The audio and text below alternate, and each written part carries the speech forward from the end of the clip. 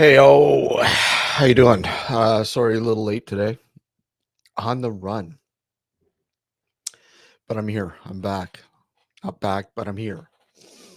Um, how y'all doing? So far, Seth in chat. How are you, Seth? Good to see you. Yeah, it's a little bit more manageable here. Excuse me, -6. Feels like -9 with a um wind chill. Excuse me. So it's not too bad. Uh yeah. Oh, man, I'm like all over the place today. Sorry guys.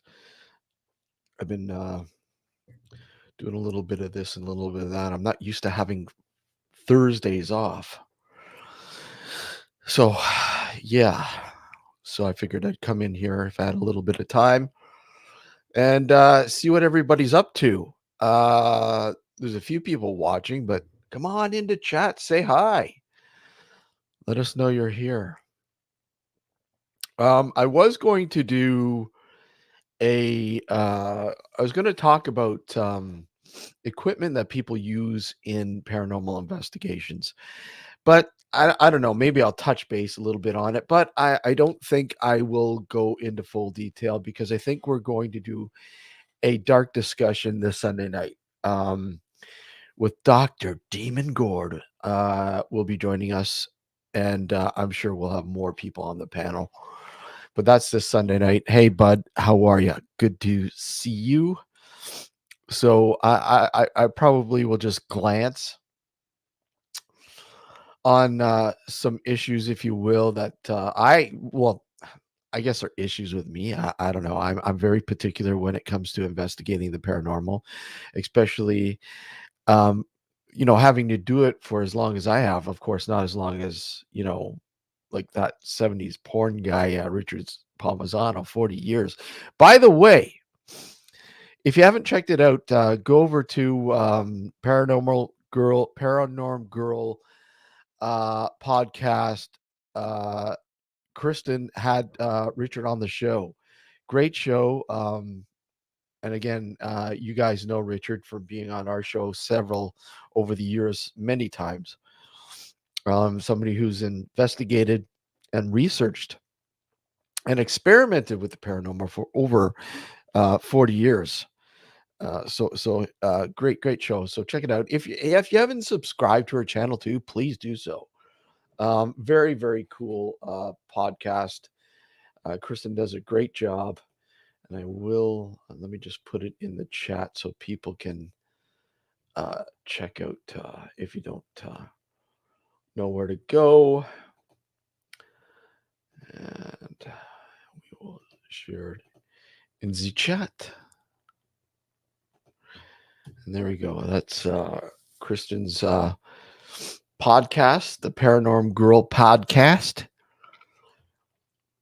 Mark it down. Go subscribe and listen to good old Richard on the latest episode. I'm pretty sure it's up there. Yes, it's up there. Yes. Episode 121. Do check it out. I was lucky enough to be on her show last month.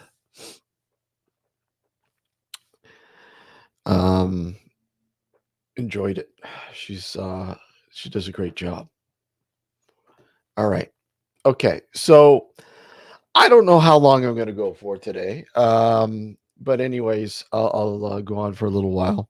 It all depends on how this sort of plays out. I will allow people up on the panel if they want to come up and discuss things within reason, of course.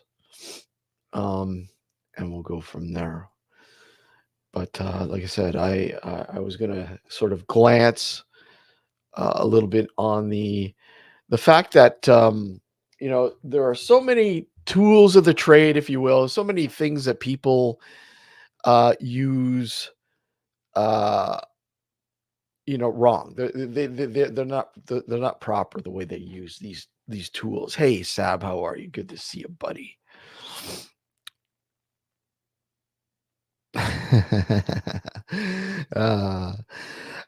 Yeah. And a lot of these tools that people use aren't even made for ghost hunting or paranormal investigation. They just use them. And the proper way of using them is to literally use them exactly for what they're made for. They're intended for. And ruling out explainable phenomena. And people tend to forget that when they go into these investigations.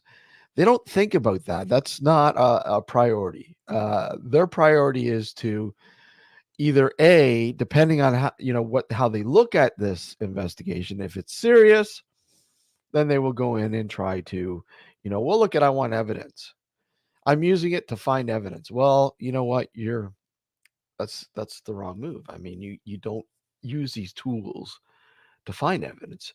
You use these tools to most of these tools to explain the explainable.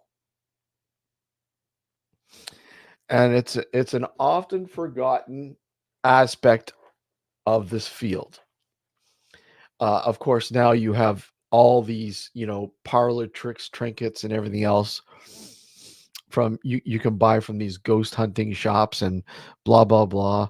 The REM pods and the ovulis and you name it. You know, these uh, gadgets, as you will, and they will run you hundreds of dollars. And you sit there and say, well, is it really worth to spend that kind of money on these tools? Really? When, I don't think that people even know how to use them properly, or even if they are applied properly in these investigations, It's more or less, oh, I've got a YouTube channel and I'm going to let the lights light up crazy and pair it up with some other tool and make it look like a K2 meter and make it look like I've got a ghost. There's a presence here with us right now. That's why the lights are going off. Yet they're beside each other. The K2 is right beside the REM pod or whatever that has these lights going off like crazy. Hey, Adrian, how are you? And automatically, we've got a ghost. We have a ghost. We have liftoff. Yeah, okay. It's not the case. I mean, there are, and let me say, there are incidents where it's, something unexplainable happens with these tools. But let me say, I think it's very rare, like a lot of things that sort of reside outside the knowledge that we have through science and technology, uh, to you know say we have you know an actual authentic sort of haunting or a proof or evidence. I hate when they say proof. How can you prove that it is actual proof? You can't prove it. No matter what, you can't prove it. You can disprove it,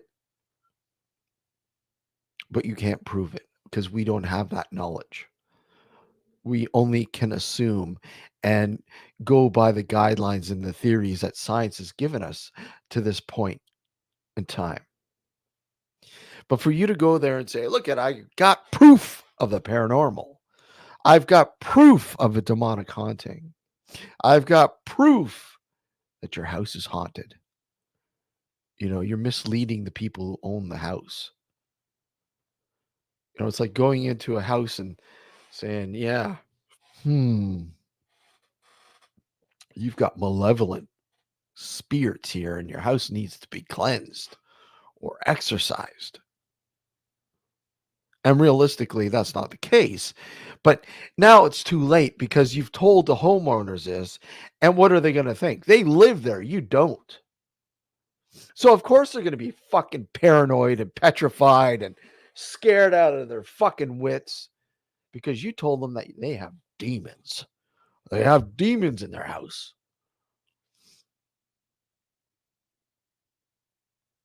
So now what are you going to do to remedy that? You're going to go in there and fucking wave some sage around and you know do your mumbo jumbo and say these incantations, whatever. I can't fucking say the word right now. Mouthful of marbles. But I mean, it's ridiculous. It really is. It really is that a lot of these people who do this stuff aren't even qualified to do this stuff. They've been certified at some fucking school online with a mock degree. Who certified the certifier? Some dude who's been a paranormal investigator for 5 years and knows it all. Decide to open up an online class so you can get a degree in ghost hunting.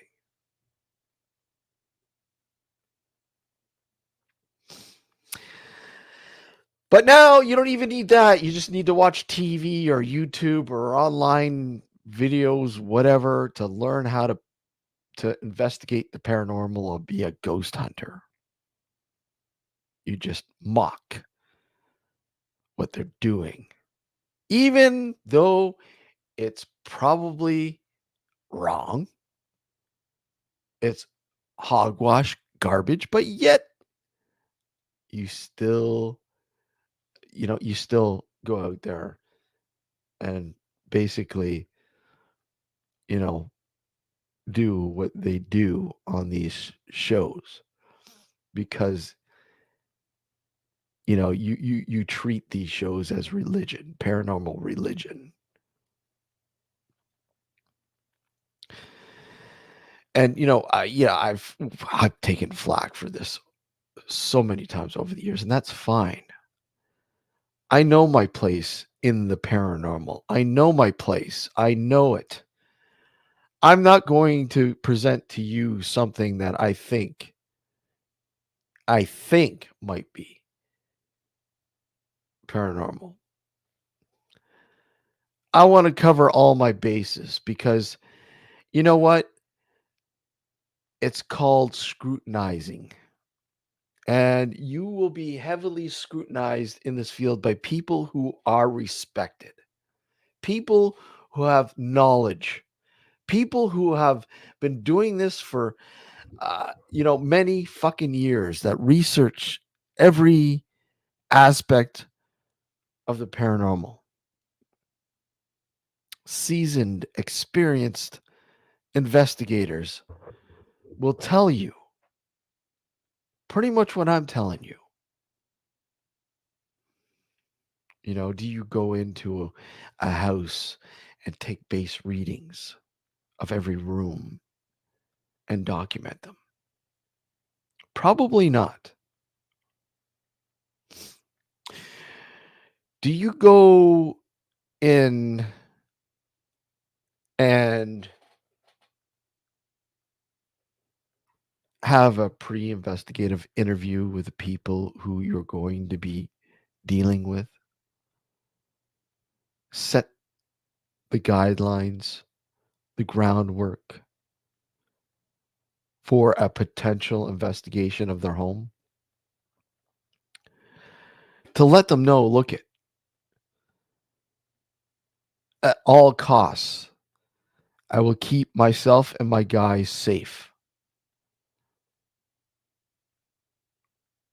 and respect your property. Respect you and your property. That's like a lost fucking thing now.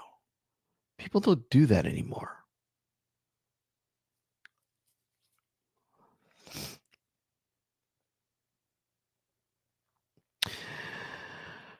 It's sad, but it's the reality of things now. It's like, every facet of life is like that now. People just don't respect the ways that have paved these routes over the years. The hard work that many people have done to get the paranormal to where it is and then have it just like literally raped and mocked and become a total sideshow. That sideshow being obviously television and social media. Thrill seekers. They don't care. They don't care about doing the legwork. Hey, Glam Lad. They don't care about doing the legwork. I mean, why would they want to do that?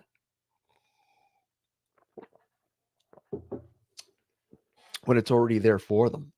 But yet, do you think they use it? No. No, they don't. Why?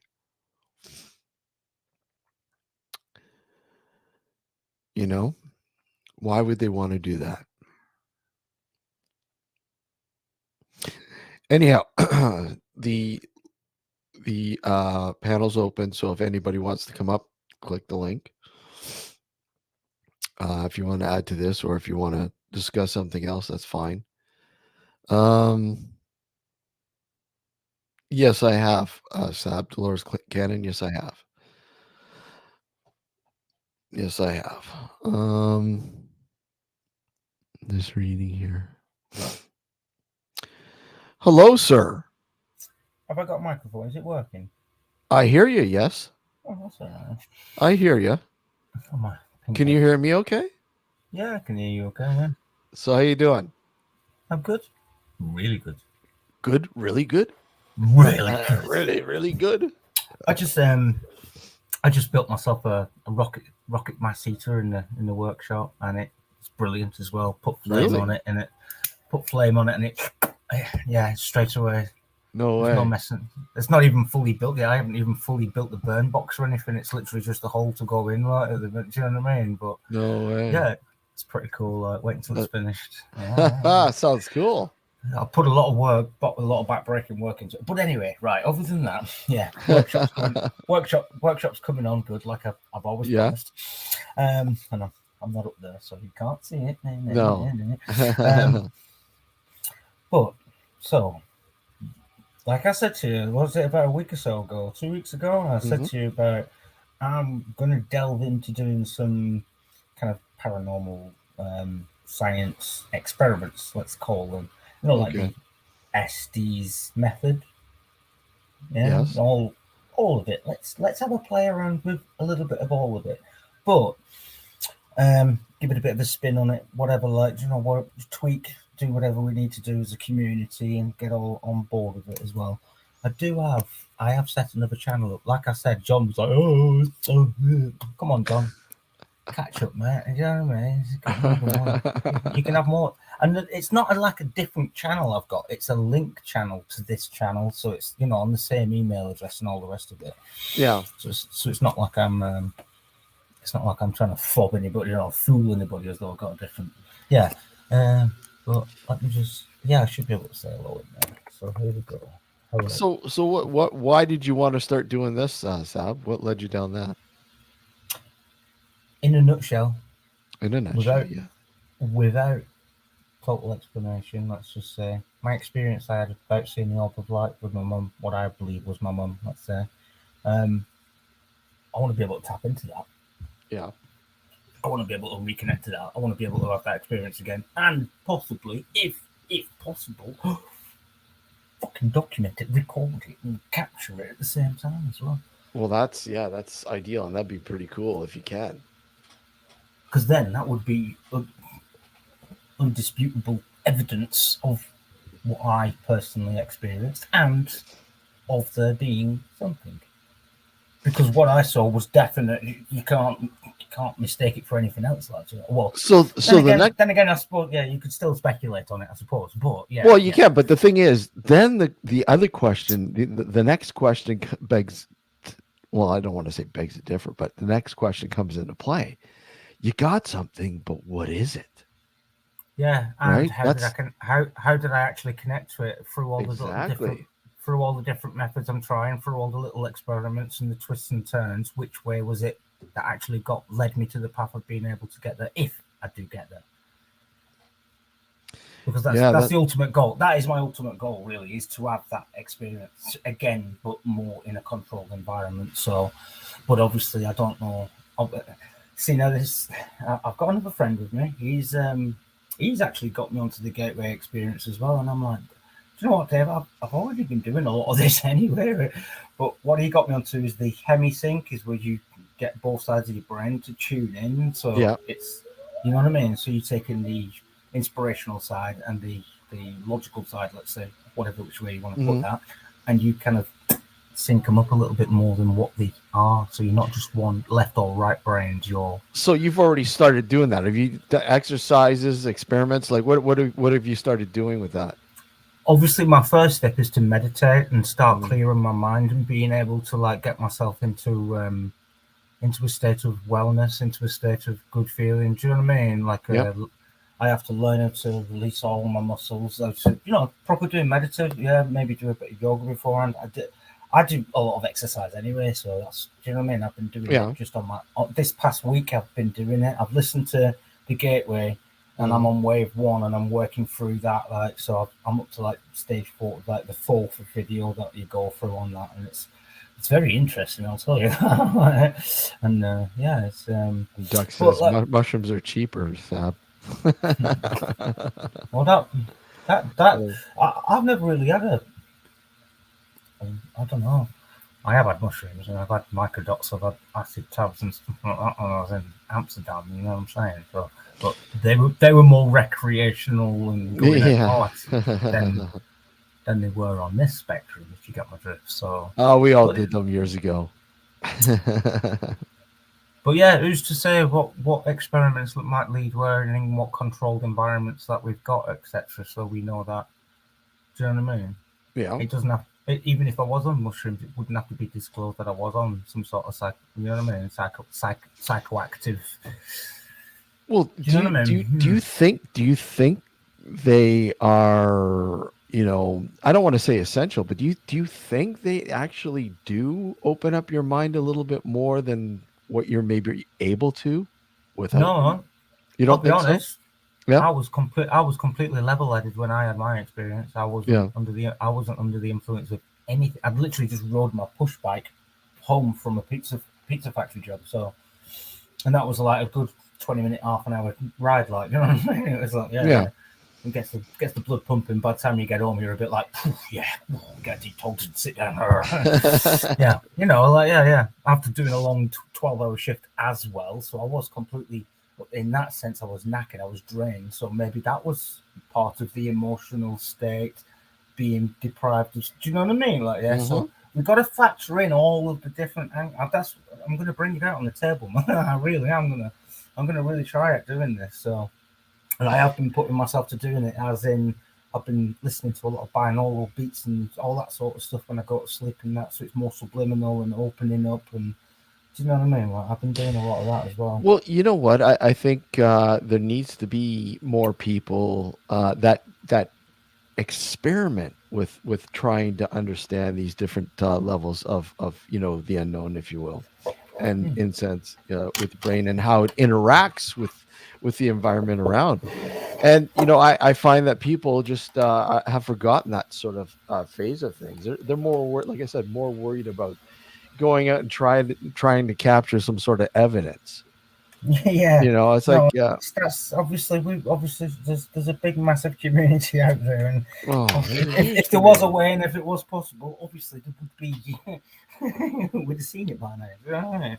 So that Yeah. obviously isn't a way to go about it, is it? And like you were saying, oh, let's touch upon your first subject as well. So have you been watching B-Dog get scared? Because he was talking about cat balls and REM pods and how Mm. all these electrical devices that they use for ghost investigations, let's call them. Yeah, paranormal investigations. They're no Th- good. None of that's good. It's all man-made stuff anyway.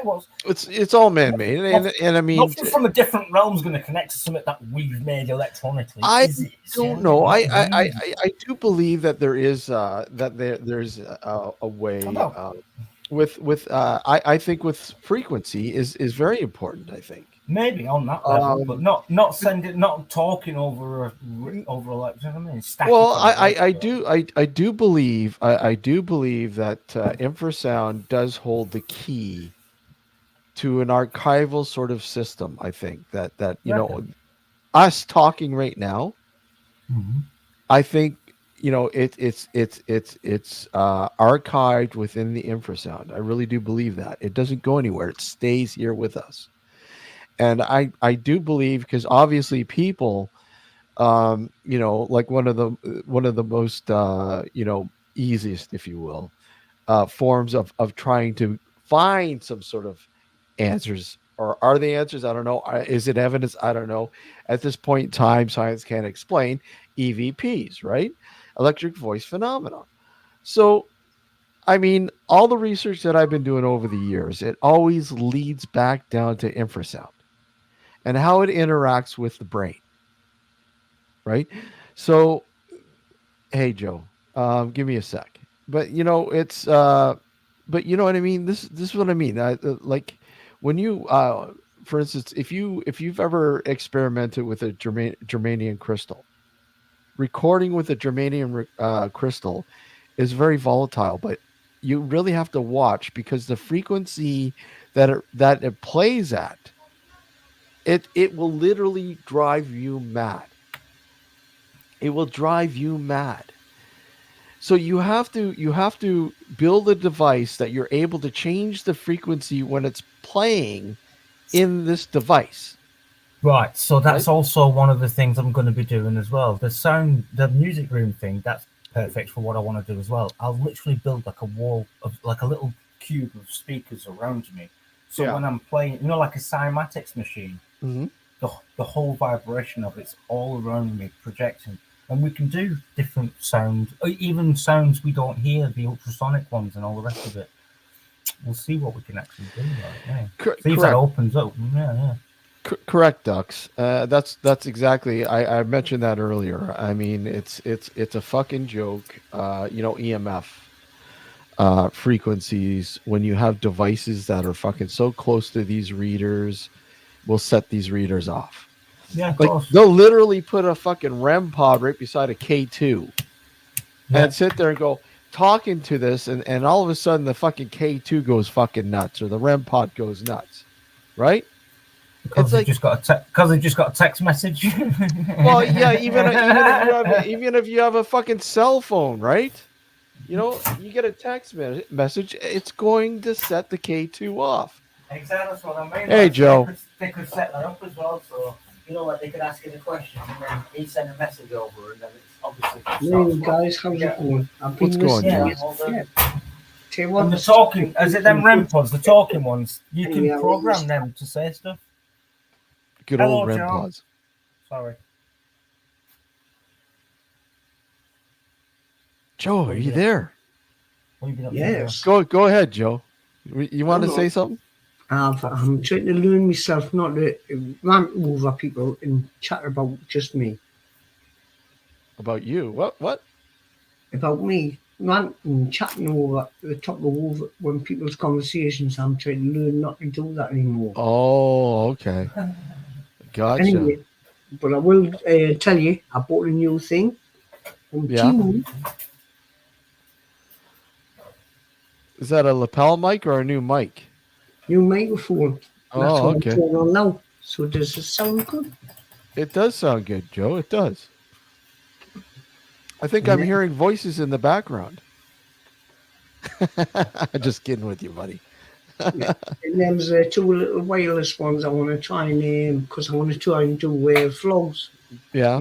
Some vlogs where when I'm doing my drone footage and when the weather gets better, I mean, because it's been snowing here bad. That's a You good feel one. Lexi? Cotton Eye Joe. Yeah. No, it's freezing cold here. Freezing. Well, it's a little bit more manageable here. I mean, it's Oh, not as cold as I'll it's just been. It's turn I this think it's camera around. minus 9. Look at that. Look at that car park. Yeah, look at that, Joe. Lovely and warm down here. Some CCTV. Sab, you're more south, right? You don't get much snow down there, do you? We haven't had any snow here yet. Yeah. And No. what's the temperature None. there? At the minute, 6 degrees. 6 degrees. Jeez. 6 degrees. Uh, Mm.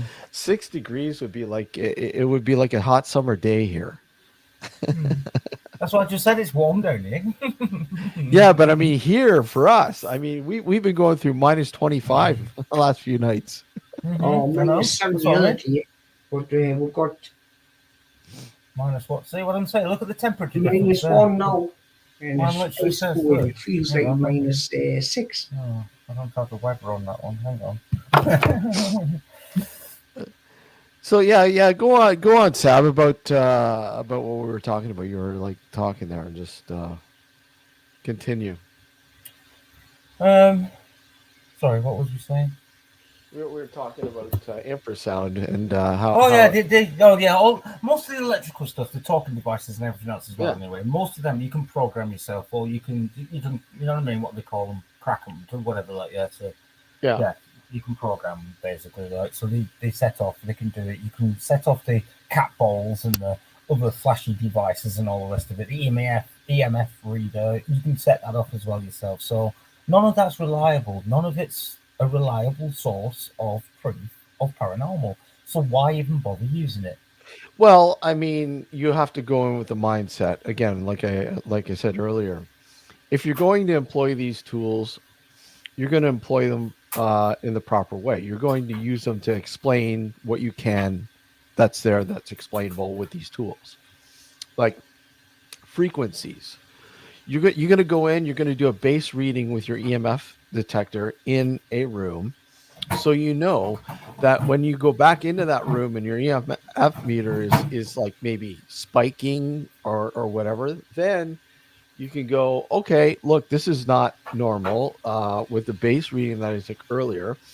Then you try to look and say, okay, is there something in this room that would be causing that, right? An electrical outlet or whatever, anything that would cause that surge. I mean, but people now don't even bother doing that. They just automatically say, well, look, we got a ghost here, right? Which is bullshit. Yeah. Well, Hey, like you Lewis. say, that's more, most of that stuff's for clout, isn't it? Yeah. Yeah. I think Joe's got like some EMF going there, or The EVPs thing going. is, with EMF though, remember, Steve, even if you go in a building, if there's overhead power lines close by, you can still pick up that. And a lot of people But pick that up. that's why you do base readings. Yeah. That's why you do these base readings, right? Which most of them never do. None of them ever do this anymore. Only a serious investigator will do that. Will do the base readings. Most people say, that's don't need it. It takes too much time." But you have to take that time. Now, I've experienced that. I didn't know any equipment with this. But what I done is it was going to get demolished. It was called a Pulse nightclub. And before that was a cinema. Mm-hmm. And before that was a bingo hall. But it was there for years. They pulled it down now and built flats on there. All the refugees living in there now. But anyway, besides all that, what happened, I went in that building when they were busy demolishing it. There was nobody about, there was no security, so I went in. I knew I was built. I asked him, mate, he says, there's no way I'm going in there. So I went by myself. Yeah. I got to where the cinema part was, where they had the projection, used to have the projection room, the old days. I went in that bit part of the section, right at the top, up these stairs. I was standing looking around and that, there was nobody about, no security, like I say. Mm-hmm. And I heard footsteps coming up the stairs. I thought, it must be security. So I looked to the stairs and I went down the stairs and I went, what the hell was that? I heard it with my own ears. We've awoken the master. Hi, Steve. Hey, Adrian, how are you, buddy? Hi, Steve. How you doing, man? What's new? Not a lot. I just came in to say, in East Anglia, I haven't had any snow either. It's just bloody cold. Just bloody cold, eh? What are we talking about temperature wise? During today, it's been about -4, but it's come back up to about 0 now. Yeah, like here, like I mentioned earlier, we were going through like -25 at night. That's with the wind chill, but now today it's not too bad. It's actually, I think, -6, so that's a little bit more manageable. It's supposed to go up into the pluses next week, though. Thankfully, hopefully. Well, We'll that's it. see. Yeah, it is here as well. It's supposed to get warmer next week. Although I think they said it was going to get wetter as well. But Yeah. Yeah, snow here. long. Well, it hasn't really snowed too much. I mean, it snowed a little bit and then rain and then dusting, and that's about it. We haven't had much snow, so that's good. I'm happy about that. I don't want any more snow.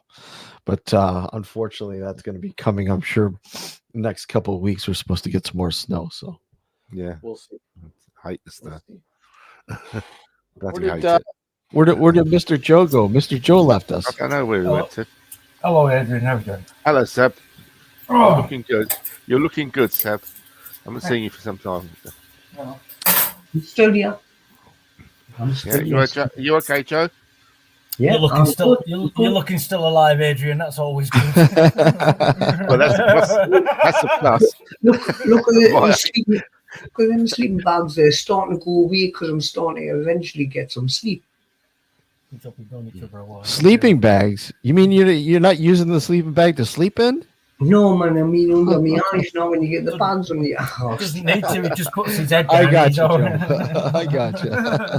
Just puts his head down. He's already in them. Wait a sec. Pull them over. And I've got double sleeping bag for his head.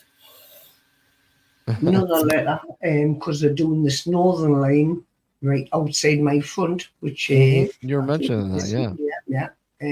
They're doing more work now. It's going to, I think they're saying a crane, but I think they mean a crane, a long reach excavator, stop pulling that building down.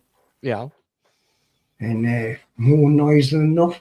They do it through the night, you see, because obviously with opening hours of the public, they're going to do it so they have to wait for night time when the traffic going across the crossing.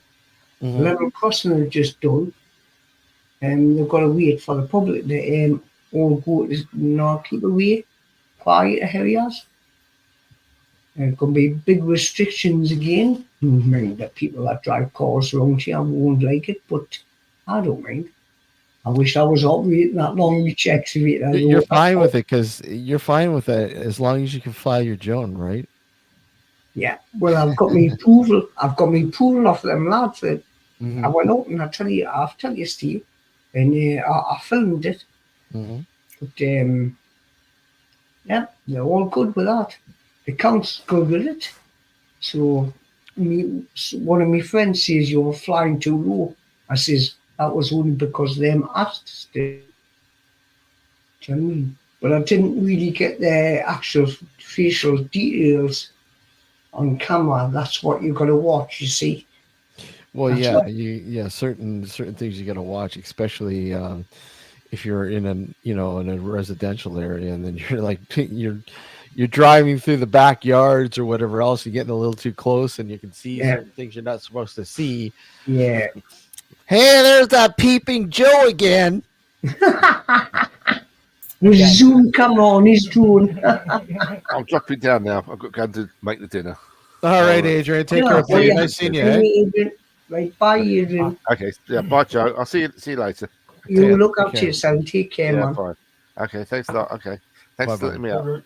Keep warm. Bye, Sam. Bye, Joe. Bye, Joe. Yeah, take care, Adrian. Bye, chap. Yeah, they show up at your door, Joe. So you're the peeping Joe, eh? No, we're gonna have to take your drone from you. Nobody's come to my door yet. Nobody's complained, but I didn't want to take my drone out that day because it was a rainy day, and then it stopped. Yeah. The law on drones is pretty. It's set out, and it is what it is. But there's also all you have to do really is go on drone assist here. And that'll tell you all the no-fly zones where you can and can't go, where it's being put in for application, etc. And if you're in that airspace, it's no further above or 500 meters. That's right. Like, do you know what I mean? Like, yeah, all them. If you just stick by all that sort of stuff, people in public have no bounds of being like privatized. You're in public, anybody could record you, so I wouldn't worry about that. Or and even workplaces as well, if they're out in public where you could see them a public footpath, because bearing in mind, when you're flying that drone, you have to keep a visual on your drone as well at the same time. You can't just let your drone go off and not being able to see it. You have to be able to see your drone whilst it's in flight, because that's another part of the rules. So as long as, do you know what I mean? And when you think about that perspective, my point being, if you've got line of sight with your drone and that line of sight has got them people, even in that place, then theoretically you still have a line of sight towards them, like, so they're in open. Do you know what I mean? Like, if they really want to be, privatized, you should be in a privatized room, or do you know what I mean, a screened area, or whatever it takes to be privatized. Yeah, exactly. Yeah, the problem is with drones, who the SAP is and Steve and everybody. Well, that is unless, of course, you're not being like Joe and going up to people's windows and looking in while they're having a shower. I don't do that. You should not hear local men in Northumberland. You've got to go by civil aviation authorities rules and regulations, right? You're going to go by all the regulations and rules. The thing is, a lot of people that's get drones and say, "Oh, I want one of them," and think it's a toy. No, it's not. Once you apply for your registration with Civil Aviation Authority, right, it tells you all the extra. That's basically a license to fly the drone, yeah. That's your license and your registration for flying, as you would a car, like, and then once I'm a certain measurement of meters or feet from the ground, I'm classed as a pilot. That's aircraft, and from there I've got to keep respect, public and everything, and health and safety. Do you know what I mean? That's what you do. Urbex, 249 grams, isn't it? Urbex, he points that out, Joe, because you got a lighter drone. Mine's 49 grams, Urbexy. It's the Mini 2. 49 grams? Holy crap! Yes. You don't want to fly that in high winds. Oh no, gone. Winds I have done, but not in high winds. But that's why we're in the bush. Didn't talk us about the bush. About the bush. Oh, now we're getting into the bush now. Who's bush? Me, what have you been up to out on these moors, you? Take your missus with you. I don't wear flight ID. Urbex, would have been 49 grams. You don't need to have ID on that now. It's all the rules and regulations have changed. They changed again, man. They're going to change in April and all. It's your responsibility to keep updated, though. I just get up there and do my stuff, You've seen do my beach and my coastal stuff. Once it gets better, I'm going to bring some more stuff. I use the app Drone Buddy, actually. Drone Buddy, I've never heard of that. It's called Drone Buddy, and it's actually pretty good. And it gives you a map, and it tells you on the map. See, I'll give you I'll show you the map. So the map here, look at the map shows, areas where you can't fly. Oh, well, it's called Drone Assist here. It's called Drone Assist there. Yeah, that's what it said there. Drone Assist. I've got that. Yeah. Actually, and it tells you where you can't fly, where you can't fly in in red, and it also it does, it tells you where some power lines and you know what I mean. I don't know all the. I know there are. You just got to keep up to it. I don't even own a drone. Yeah. Well, no, go by the rules and regulations. We were shooting 4K with a drone by a small airport. One of the farmhouses, the footage I showed you guys earlier on another show. That's by a small airport, and it's see, right, very steep. technically not. It's a you can't fly there, but I mean because again the drone's a little smaller, and we weren't flying. We're low, right? We're not right up there. See if I can put this on. I don't know if I'll be giving you a strike yet, but I'll try and put this on. I'm going to choose me. There's a red circle, and that's where you see one red circle. That's Newcastle Airport. Is in that area. I'd say is that an airport? Yeah. I wouldn't fly anywhere near there. I wouldn't fly over a police station or around a flat police station. Why would Joe? Why would we get it? Why would we get dung for that? It's because there's too many idiots that get them and just start flying. Because it comes under the Terrorism Act of what was it 34 of fucking hostile reconnaissance. Enable, they're going to make the laws. Enable the laws on drones. You stand a greater chance of being arrested for wearing a fucking long jacket with no clothes on and exposing yourself to the public. Exactly. Yeah, but I kind of see what they're saying as well with it, because you may have gone over there and filmed the airport with good intentions. You know what I mean? It's not even thinking anything of it. But somebody with an agenda, let's say, obviously, could possibly use that footage as reconnaissance, right? So that's I can see that I can see why some people would be a bit like, don't do that. So exactly. Yeah, exactly. You're right. There are nefarious people out there that will use. Yeah, well, I've got that ducks, alley. Huh? What is alley ducks? I've got that. So even though you don't know it, when you launch an aircraft like a drone, your operator ID through satellites transmitted to know. Boomer knew when I was trying to take off with Boomer at the coastline, them knew because of the RAF. I've been through this, Steve. They know that you're launching it. They know exactly. Well, I don't know. I mean, it's like a lot of things, though, right? I mean, there's pros and there's cons, and unfortunately, people can't grasp that sort of properly, and they fuck things up for the rest of everybody else.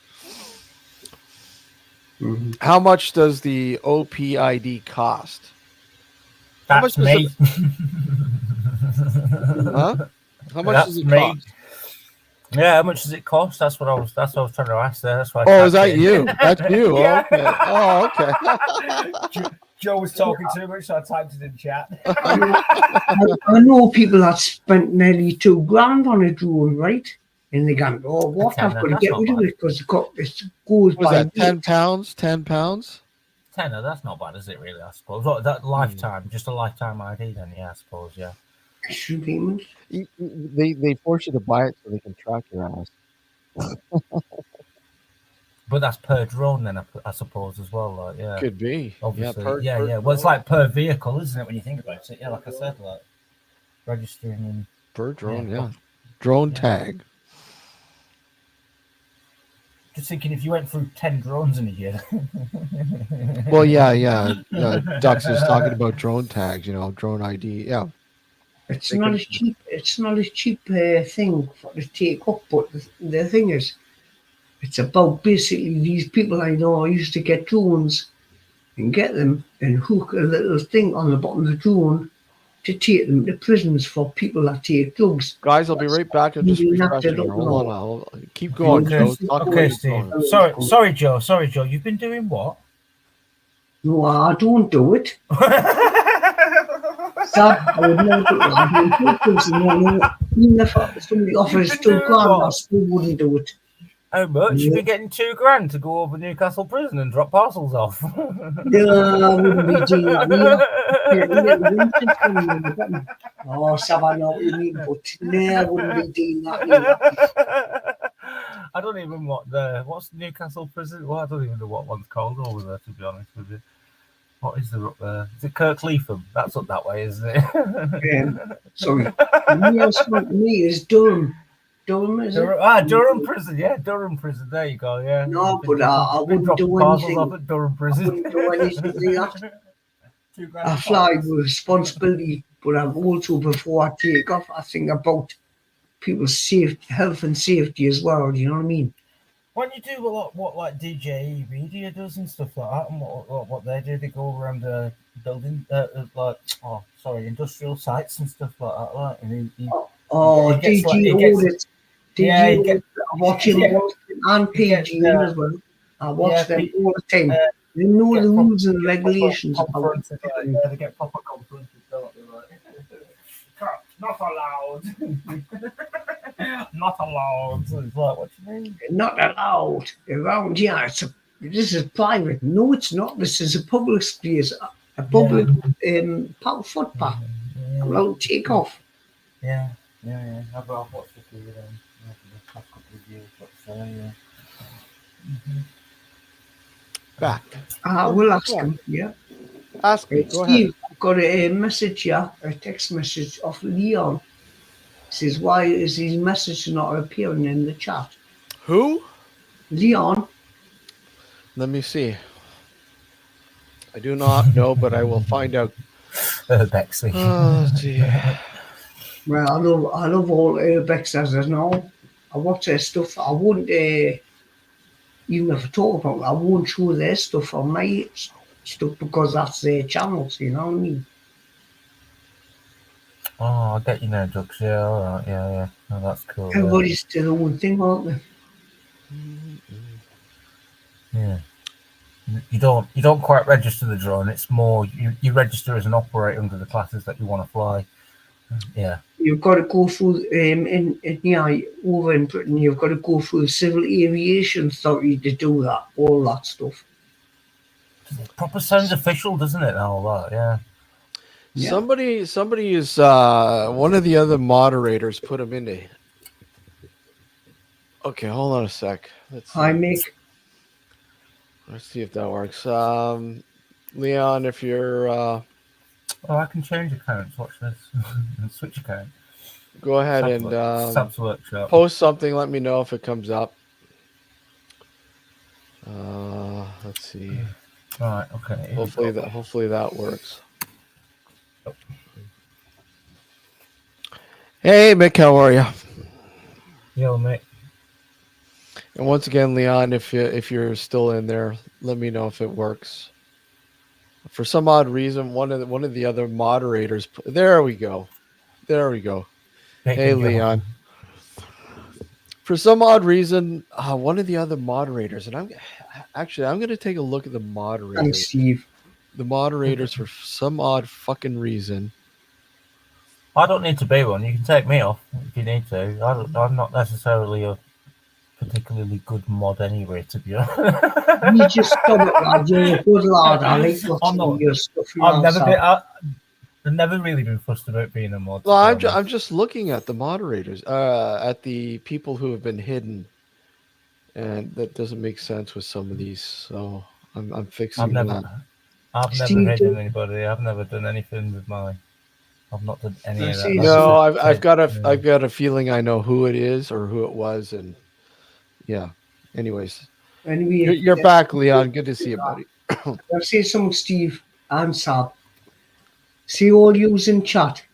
Be careful what you say. And I love hello, Neil. And hey, Neil. People what they talk about, but the thing is, there is people that give abuse in chat, and I don't want you to do that. Everybody should be sharing things. Joe, I know, buddy. I know. And look I do not accept drama. I fucking hate drama. I'm not even going to go down there. I'll tell you that right now. I've been through this a million times. Like I said, I've been broadcasting this show, not necessarily the show, but this is just a live stream, open chat. But we've been doing this since 2008, and we've been through all sorts of fucking crap Joe. I can give you I can write a book about all the shit that we've gone through. Yeah. And I don't accept it. I just don't accept it. I think it's just, I don't care. People sit there and they talk about they don't want drama, but yet they create drama themselves and they don't I realize do. it. I do a lot of it on my channels. What's Create that? drama. I create Well, drama. Joe, you wouldn't be Joe Hey. without it. So, speaking of which, Joe, we accept your drama. All right, but the thing is, I don't speaking of need which, doing flying. I want the weather to get better so I can get back out there and do some more different places when we do What are you afraid to get out there in the snow? it. It's too bloody cold, man. Cold, come on. It's like, God, I would love to have that temperature out here. You know, I tell you what, Steve, back in the day, you can remember, Yeah, me, get you, yourself some gloves. yeah, Get out there. yeah, get out there, Joe. Matt. I miss Matt, man. He doesn't come up much. He's probably out exploring, doing more footage. Well, But I'll tell you, hold on a sec. Yes, Neil, some people create drama. There's a lot of fucking people that create drama, struggling to fight. Oh, and that's the thing. Yeah, absolutely. Exactly that. Yeah. I think Bang maybe on. that's why we're not over 1K here. Maybe we need to create more drama. No, I'm not about Steve, creating you're drama. no bad. staying alive, staying alive. Woo, woo, woo. Let's see. I'm joking. Okay. No, yeah. Hold on, guys. Hold on. Just hold on. Hold on here. Hold on. You guys talk. Hey Joe, so what do you think about what I'm going to do? Did you hear what I said I was going to do at the first part when I first joined about actually? Have you ever? You probably never even heard of one. Oh, it's not a nuclear bomb. It's you. Do you know what? You will have heard about it because just along even like a little bit of a conspiracy theory sort of thing, like with the CIA All were right. doing Well, experiments. do we really need to go on here on Steve's channel now doing things? Yeah, no, this is really interesting, Matt. Honestly, listen to this. So the CIA have now released documents to say that they were running experiments with the paranormal and science side of things, like where they would actually do this hemisync, where you link both sides of your brains up. They were getting people to astral project. They were getting people to predict certain things, outcomes, and events, and all the rest of it as well. And this is all—it's all documented, like there was one page missing at first, but when the Ohio Institute that originally, the Monroe, which is in Ohio, I think, the Monroe Institute in Ohio, they were the first ones to actually, they did it, like they set the foundation for doing the experiments, etc., etc.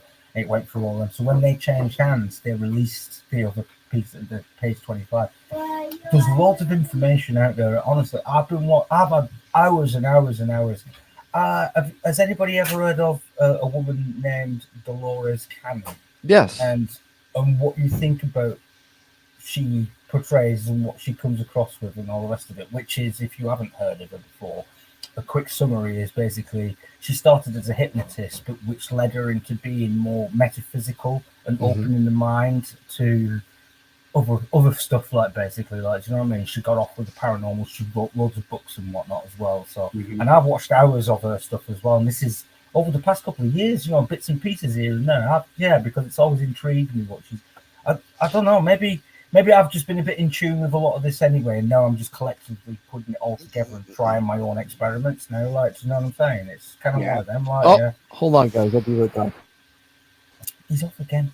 Have you ever heard of like all these? Yeah, there's all this stuff about open up. You know what I mean?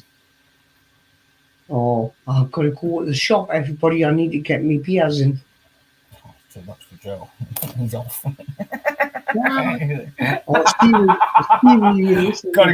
Can you wait until I get back? If we're going to go down this road with this conversation, I'm going to need some beers. Why, man? Why, man? That microphone seems to be out. Let's all just go quiet for a second. Anyway, never mind me. It's Everybody, just go and put your kettle on for a quick second, and we shall be back. Kettle on. Stay alive. Stay alive. Being alive in the quilt. All right, guys. All right. Okay, here. Look it. How come it got quiet all of a sudden? Hello? Hello. Oh, there we go. There we go. Is it me you're looking for? Are you scared tonight? Ghost will Now, Joe, Yeah. I'm going to ask you because so you miss Matt. I watched his last live stream when he's done the Explore. Mhm. Yeah. Yes, I do. Yeah. Neil's waiting in suspense, waiting for you. What you're setting up? Yeah, what are you up to in the background? An experiment. An Oh, experiment. wait, because I haven't got the camera on. Oh, to answer Leon. Yeah, I don't know why. I don't know who put you into the corner, if you will. I don't know why you weren't able to, but somebody put you into hidden, so therefore you couldn't write comment or whatever in chat. Well, that's fixed. So you're back, buddy. So that's all done. I don't know. Let's get it right. I'll put my camera on, but because she might want to talk. I was thinking about maybe putting Joe into the corner now. All right. Just kidding. I'm always in the corner. That's me in the corner. So okay, go Sab. Go on about the Dolores Cannon. the canon bit. Yeah. So yeah, like I said, like collectively, I've like look at all this stuff up here. I'm not joking. Like you can see, it's been a collective issue. Like, do you know what I'm saying? This is my little corner now. Like, yeah. So this is like literally that into all the kitchen, and all the rest of it is kitchen. You've taken over the kitchen, Sab. But my corner is here, and so you can see like. Thanks, Leon. These are things I've been studying as well, like. The Azala from Uganda, the Aragon side of things, the tribes and what they believed in, the Tibetan Hinduism. Oh, there he is. All these. Somebody was missing you quite a lot, Matt. So I figured I'd give you a shout and see what you're up to. Hello. Where have you been then, Sab? You don't come to see us anymore, but like you are like fucking hanging around, like, you know, hanging around Steve. Fucking, we don't see you nothing of you anymore, man. Steve's got the nice quiet channel, that's why. Well, no drama. Yeah. Yeah, exactly that. I've been getting on with shit, mate, so I can't be doing with none of that shit. I can't be getting tied up or, you know what I mean? I just really can't be bothered. So he's been experimenting, Matt. I've been doing a lot of stuff, man. Yeah. So you don't want to hear the latest gossip, then? Oh yeah, I want to hear gossip. Look at him. He's like, fuck off, I'm going then. Wait for me to come back from the shop, and then you can give us the latest gossip, Matt. Now, don't know what you're on about. Let's just be it's big, but I'm not going to name no names. Right. But it's 100% guaranteed. Right. There's somebody that in the Urbex community who's given me a bit of grief in the past, right? Mm-hmm. And it's not who people are it's probably not who people are thinking, the obvious, right? But somebody, right? And I said, well, I can't go saying this unless I have proof, right? Well, the proof came in last night. Oh, wow. A newspaper report from 2013, 11 years ago, something like that, is it? Yeah. Mm-hmm. Right. Mm-hmm. This guy was done for child sex offences. No way. I know. I remember back in the history. I remember how you on about. Oh, yeah. I remember. And do you know what, mate? Once that dropped in front of me, and I went, it's fucking real. Shit. People said there was a newspaper article, but nobody could put their fingers on it. And they found it. And now I've found it. Yeah. Somebody did you find it, or did somebody send it? Somebody sent it to me. Yeah. Somebody who's had their own problems with him managed to find it, and they came to me because they said, "You know this guy? What sort of shit did you have?" And I told him the stories, and I said, "But there's a newspaper article, but I haven't got it." He goes, "I've got it." I went, "Fuck off!" And he went, "Yeah, I got it. Send it." And he's like, "Here it is." Bang. I'm like, oh my God. Right, and here's the other thing. I'm not because I do not want to fucking give these people any attention, right? I don't want to because I don't want people to know them. I don't want to drive traffic to their channel. Yeah. I don't know how to fucking deal with the fact that probably people do need to be warned, yeah. But how do you do it? Because I don't want to fucking name names. But I thought to myself this afternoon, I thought the clue's in the fucking name. His actual channel name is a clue to what he is. Wow. Oh, Now, is that on purpose, or is he really is he just fucking... oh, it's fucking very. Oh yeah, people are like that. They're so oh stupid. my God, They put it, Like, you that, was, that. Oh my God.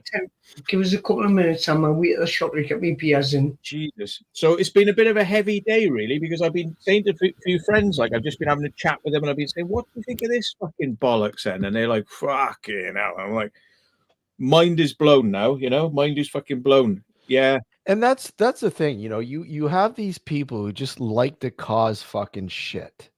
Eventually there's going to be something that exposes them. Eventually, because that's the way that's the way a lot of these guys roll. They have this fucking nefarious little secret that they fucking hide. And nobody will ever find out. So I'm just going to cause shit. Who cares? And bang. Unfortunately, there's too many of them out there. It's definitely, I think some people have to be warned, like, keep them away from your kids, like, Mm-hmm.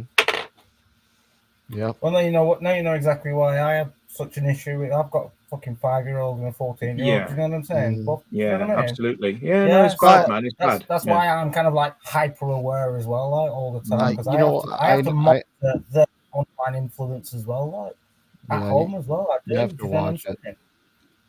You have to watch it, especially we put the 18 plus and all the rest of it on the Wi-Fi. Do you know what I mean? Well, So the I kids can't go. I Even think I the can't worst go. though. I think even worse though is if it's a friend of the family. Yeah. If it's like even that, that's even closer. That's even worse. That's even worse than mine. Oh, that's taking advantage of a situation and exactly.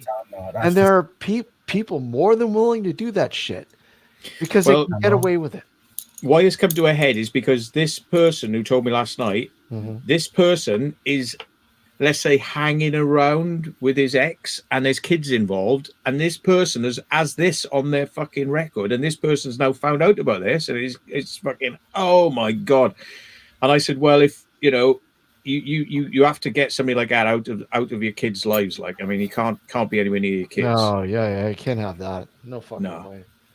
It's unacceptable. No, fuck that. Yeah. Yeah, that's yeah. I mean, like I said, I've had to somebody I knew was like that, and man, what a fucking shock to the system. It's just fucking incredible how fucking people will take advantage of situations. I don't know if I found out somebody in my circle was that. I don't even know what I'd do. Honestly, dude, I'm telling you, I was uncontrollable. It's just it's people are fucking nefarious like that. Yeah. I knew somebody years ago, like 25 plus years ago, and we caught him out, like looking at stuff that he shouldn't be looking at.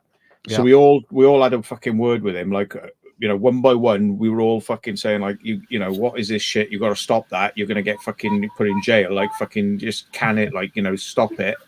And he couldn't. He was incapable. He could not fucking help himself. And I'm not going to tell the whole story on you, but it was very, very fucking sad. And these people, they cannot control themselves. They're like, it's pathological with them, So yeah. It's. I don't want to say it's sad, but you really have to, be aware of no matter. It's always the least expected. Yeah. And do you know what brought it out, and we found out. Right, I'm not going to name names, but this is how sad it got. Right, this person was so convinced that it was all right to do that and be into that, right? And had self-convinced themselves. He was dropping hints to me and everyone else. We were like, "Nah, fuck off, mate. Nah, fuck that shit. No, like that, right?" And then he went to a friend of a mate of mine, and he went to his wife, and he said, "Oh, can I use your credit card because I need to order something online?" Yeah. Jesus. And she said, "What?" And she wanted to see what it was, and it was a kid site, right? Oh, and she'd been abused as a kid, and he went to a friend of mine's fucking wife and said, "Can I use your fucking credit card to put into a fucking kiddie porn site?" Wow. The balloon went up, and she said, "I'm going to report him to the police." And I said, "Well, I can't blame you. I can't fucking blame you at all." I said, something's going to fucking happen. And then he skipped the country, got out the fucking country. He did, because he knew the heat was on him. Fucking incredible. And he's never been back. He's never been back to the UK. If he did, doesn't want to. Don't want to come back. Well, if he comes back, he'd probably be arrested. Automatically, yeah. It's just a fucking nasty betrayal of fucking trust, and it's saddening and fucking shit, but nah. Yeah, it's ridiculous. It just no matter how. We are. That's been my day today. Since I woken up, it's been like telling people what the updates were and fucking oh no, shit. Anyway, but that's all good. That's what I've been up to today. At least I got it off my fucking chest now, so we can chat about something else. I noticed you dropped the vid today too. I still haven't had a chance to watch it, so it's only a small one. Yeah, it's only a small one. I'm gonna drop a bigger one later on, but I have to do the thumbnail for it, and I haven't quite worked out how I'm gonna do it because it's a weird location. So I will though. Yeah. So have you been exploring quite a bit, or what? Is it slowed down, or what?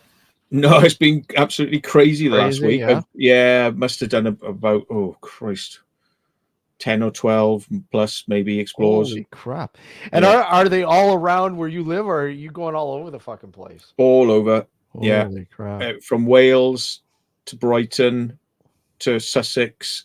Yeah, all around. Yeah, all over the place. Oh, Chippenham. That's down the road from me, actually. That was really crazy. I haven't put it out yet, but I might have put it out for the members. Chippenham Grow Room, a fucking grow room in a care home. No way. Yeah, and the cheeky fuckers put this blanking material over every window. All right, so nobody could see in. It's like the windows are there, but it's all black, so you think you can't see in. Yeah, behind it, fucking plants in every room. Every room, about fucking 40 rooms in this care home. Plants growing in every fucking room. 500 plants. Something like that. Was all the electric still switched on or something? I think themselves. They wired it up themselves, yeah. Fuck. And all the equipment's still there. All the ballast is still there. The filters. A lot of it. Cops won't take a lot of it. It's too big. To be honest, I got busted in 2009 for growing 50 plants a week. What they did was they just took most of the plants and they left most of the equipment behind as well, all the fertilizer, most of the lamps, and do you know what I mean? They literally just came in and ripped all the plants out of the pots and then went, right, we're robbing them. That's all they're worried about. They're just worried about the end result. They're not worried about what all the rest of it cultivates it. They couldn't be bothered with it, though. Yeah, seriously. They took a few bits and pieces, but they didn't. You know what I mean? They didn't render it useless. So and we're talking about thousands of dollars of equipment, right? You know? Yeah. Wow. I gotta steer. I would steer clear myself of anything like that, because if it was anyone who's gonna get fucking done, it'd be me. and they wouldn't just be like, "Oh, we'll give you a minimum sentence." It'd be like, "No, maximum sentence. Get him gone forever." You know? Yeah. No, I'd stay well clear of that. I know people who do it. That's a secret vault, dude. Let's fucking make him pay. Lots of people have said to me recently, like even my dad said it to me recently when he saw my fucking workshop that I've just built, and he's like, "Hey, if FBI saw that, they'd probably be asking questions. What you doing in there?" I was like, I'm not doing anything nefarious in here, Dad. As much as you'd love to come down and plant a few seeds, you're only carrying out some weird paranormal experiments, right? I wouldn't do anything like that now, anyway. Not unless it was legal, but I wouldn't do none of it now. It's not just worth. Oh, look, I got kids and I got a whole. You know what I mean? It's just not worth it to me. Like, split your family up and shit. Exactly. Not worth it, innit? Yeah. And that's if you sell it. Do you know what I mean? If you don't sell it, then it's just a bit of smoke to yourself. What is the point? There's no point. So it's not worth it. Do you know what I mean? Well, if I mean, I know people, lots of people who have like a small couple of plants, personal. Once you start selling, too many people get to know your name, No, that's commercial. That like what you stumbled on there, that's commercial. That they're making big bucks on doing that sort of thing. So when you think like you say, they've abandoned, let's say, $5,000 worth of equipment. It doesn't matter because they've just had 40, 50 grand worth of weed out of that place. So they're not bothered about it. You know what I mean? That's what it is. Like, they've had the crop, they've had the weed, they're going to make loads of money on that. Like, so fuck the rest of it. I cannot understand. Getting caught moving it. Do you know what I mean? Yeah, just fucking get your shit and gone. Where was the caretaker or the security looking after this building? How long have they got away with that for? How can that possibly happen? Because, somebody's getting paid off to not look. Because that can't happen. It cannot fucking happen. Money and fair words, mate. Yeah, money and fair words. Yeah. What was this in again? It was in a retirement home? A care home, right? And to be honest, it's one of the most immaculate care homes I've seen. If it wasn't for the fuck ups they did with the plants, like the walls and everything are clean, the rooms are big, they got their own little kitchens and fucking bathrooms, and it's like they did it in this place. It's right. It's in a street. You got houses either side. You got an infant school on the opposite side of the road, directly opposite it. It's like plonk straight in the middle, and like nobody's looking after that building. Bollocks. I bet that stunk as well. That place when it was in full crop. Probably. There was some of it was still there. Melissa picked some up. She took it with her. I said, if we get stopped in my car now, right? They'll try and pin it on me. No, like fucking get it out the car. Like no, Melissa, that's hilarious. Oh wow. She did agree with me because I got stopped by the police that night. Oh, no way. And I said, I tell you, I get stopped all the fucking time. Here we go. And he came up and he goes, just checking what you're up to and all that. And I was like, yeah, I'm doing it in Urbex. He goes, oh, no, just make sure it's trespassing, nothing illegal. And then he left us alone. It was like a 2-minute fucking chat out the window with the police officer. Just checking what you're up to. Like, I was like, but if you'd have wound that window down and it stunk of weed. Yeah. So I said to her, now you know what the police are like, with me. You do not want to have anything dodgy in the fucking car. If they come in here and search your car, I don't want no shit in the car. Yeah. I mean, they haven't legalized it there, right? No, but you can get it if you're on a medical license for it. Like if you've been to see the doctor. Yeah, you can go to like the US, you get it online and go to little clubs to smoke it and stuff and smoke it in your own personal space, but you're only allowed so much to be. Do you know what I mean? You're only allowed to carry so much personal. Well, yeah. That's the way it was here. I've had a look, and do you know what? If you do it, you actually do it that way. If you're doing it the legit way as well, like you can get it half the price of what it is on the street and such, and you don't have to mess about trying to meet up with somebody down a dark alley over a 10-bit. Do you know what I mean? Dark alley, yeah. It's that sort of situation. So now I can just order it online, right? Yeah, because it's regulated, so you don't have to worry what is worried what it's laced with. All you have to do is have 2 prescriptions from the doctor, say like under anxiety or do you know what I mean, all that kind of like, or depression, all that kind of like them categories. Let's say. Like I had to stop because of fucking anxiety, man. That it would induce anxiety. Yeah, I had to stop because of anxiety, and all the rest of that. And if you actually obviously state your case and like give it a bit of. I've used it previously in the past as well, and it did help me. Like, do you know what I mean? Like, they will allow it. Like, so, and it's one of them. Like, yeah. And when you do it as well, I mean, I'd rather a smoke than a drink. Look at drink. A drink could put me on my arse. I'm not the same person when I've had a drink. A lot of people are like that. Definitely not the same person. I can't drink beer. I'm a spirit kind of guy. You know what I mean? I drink spirit. I don't drink lager. Like, yeah. So. I'm straight Well- on the doubles. So you go for the hard stuff. Yeah, I'm straight on the doubles, mate. Not Well- even a mixer, just bump at the bar like another double. Yeah, I can have a double brandy On the rocks. Yeah, not even on ice, mate. I don't want ice. Just straight, right? Yeah, straight out the bottle, just straight out the optic, like in the glass, bump down the gullet. Yeah.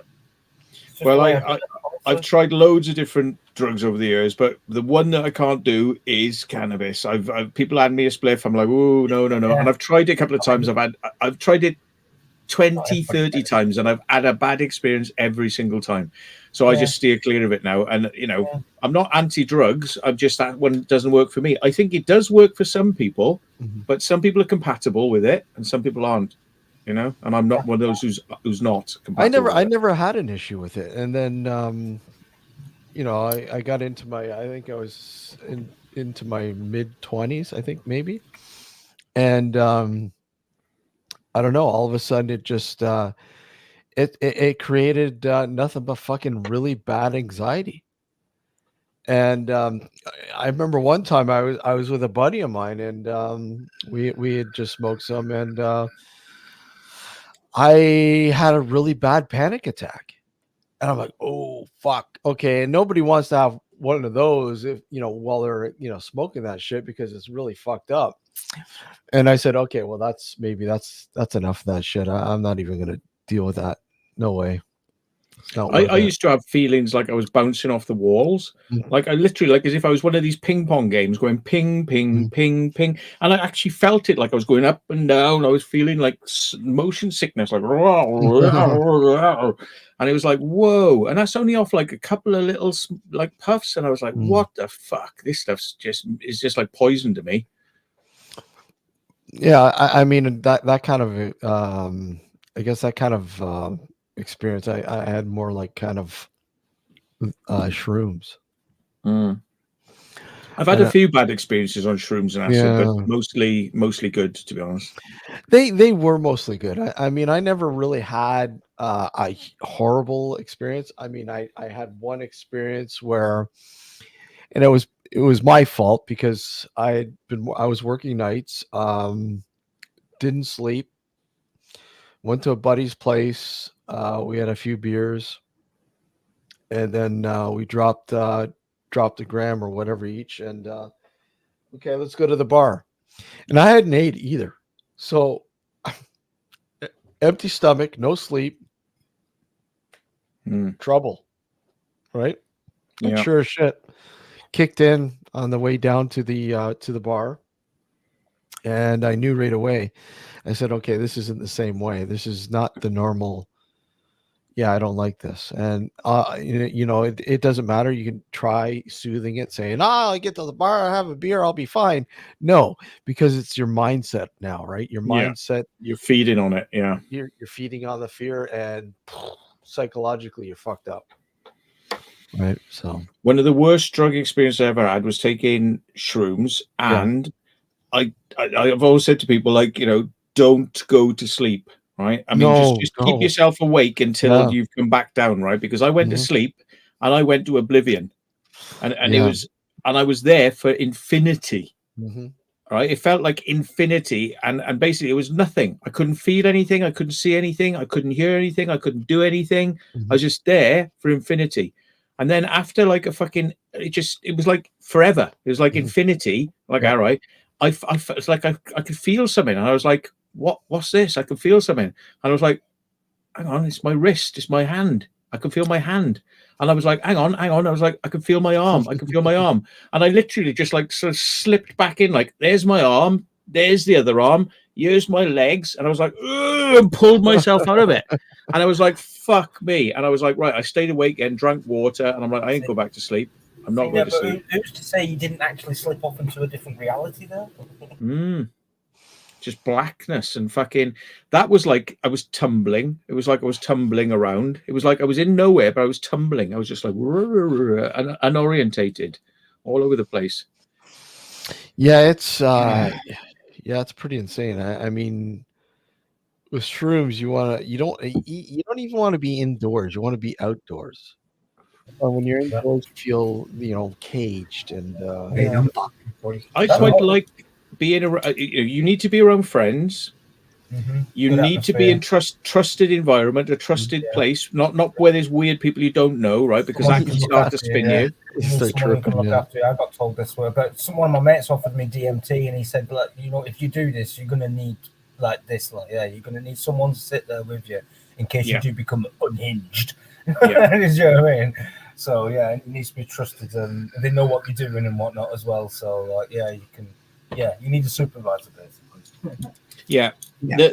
I tried DMT a few times, and I always only got it to a level, never fully crossed over into trip zone. Like, you know, I've had major hallucinations, like a snake wrapped itself around my arm up to my shoulder and shit like that. But I breathed out, stopped. But then the only time I ever got into that fucking weird loopy fucking Luland, like, was when I was with somebody that I'd done a lot of drugs with over the years, and I felt totally safe. And the thing is, I halved the dose because I wanted him to have half and me to have half. Right. And I held it in. And even though my chest didn't like it and wanted to cough it out, I held it in and held it in and held it in and held it in until I was like, whoa, I'm in the fucking cartoon line. I was like, still hold it in. Still hold it in. It was cartoon going fucking crazy. You know, it's like, still hold it in, still hold it in, still hold it in until I couldn't fucking, and then I had to breathe, like, you know, and it was like, and then when I came back down, I said to him, right, it's your go now. He goes, no, I put the double dose in yours. You've had it all.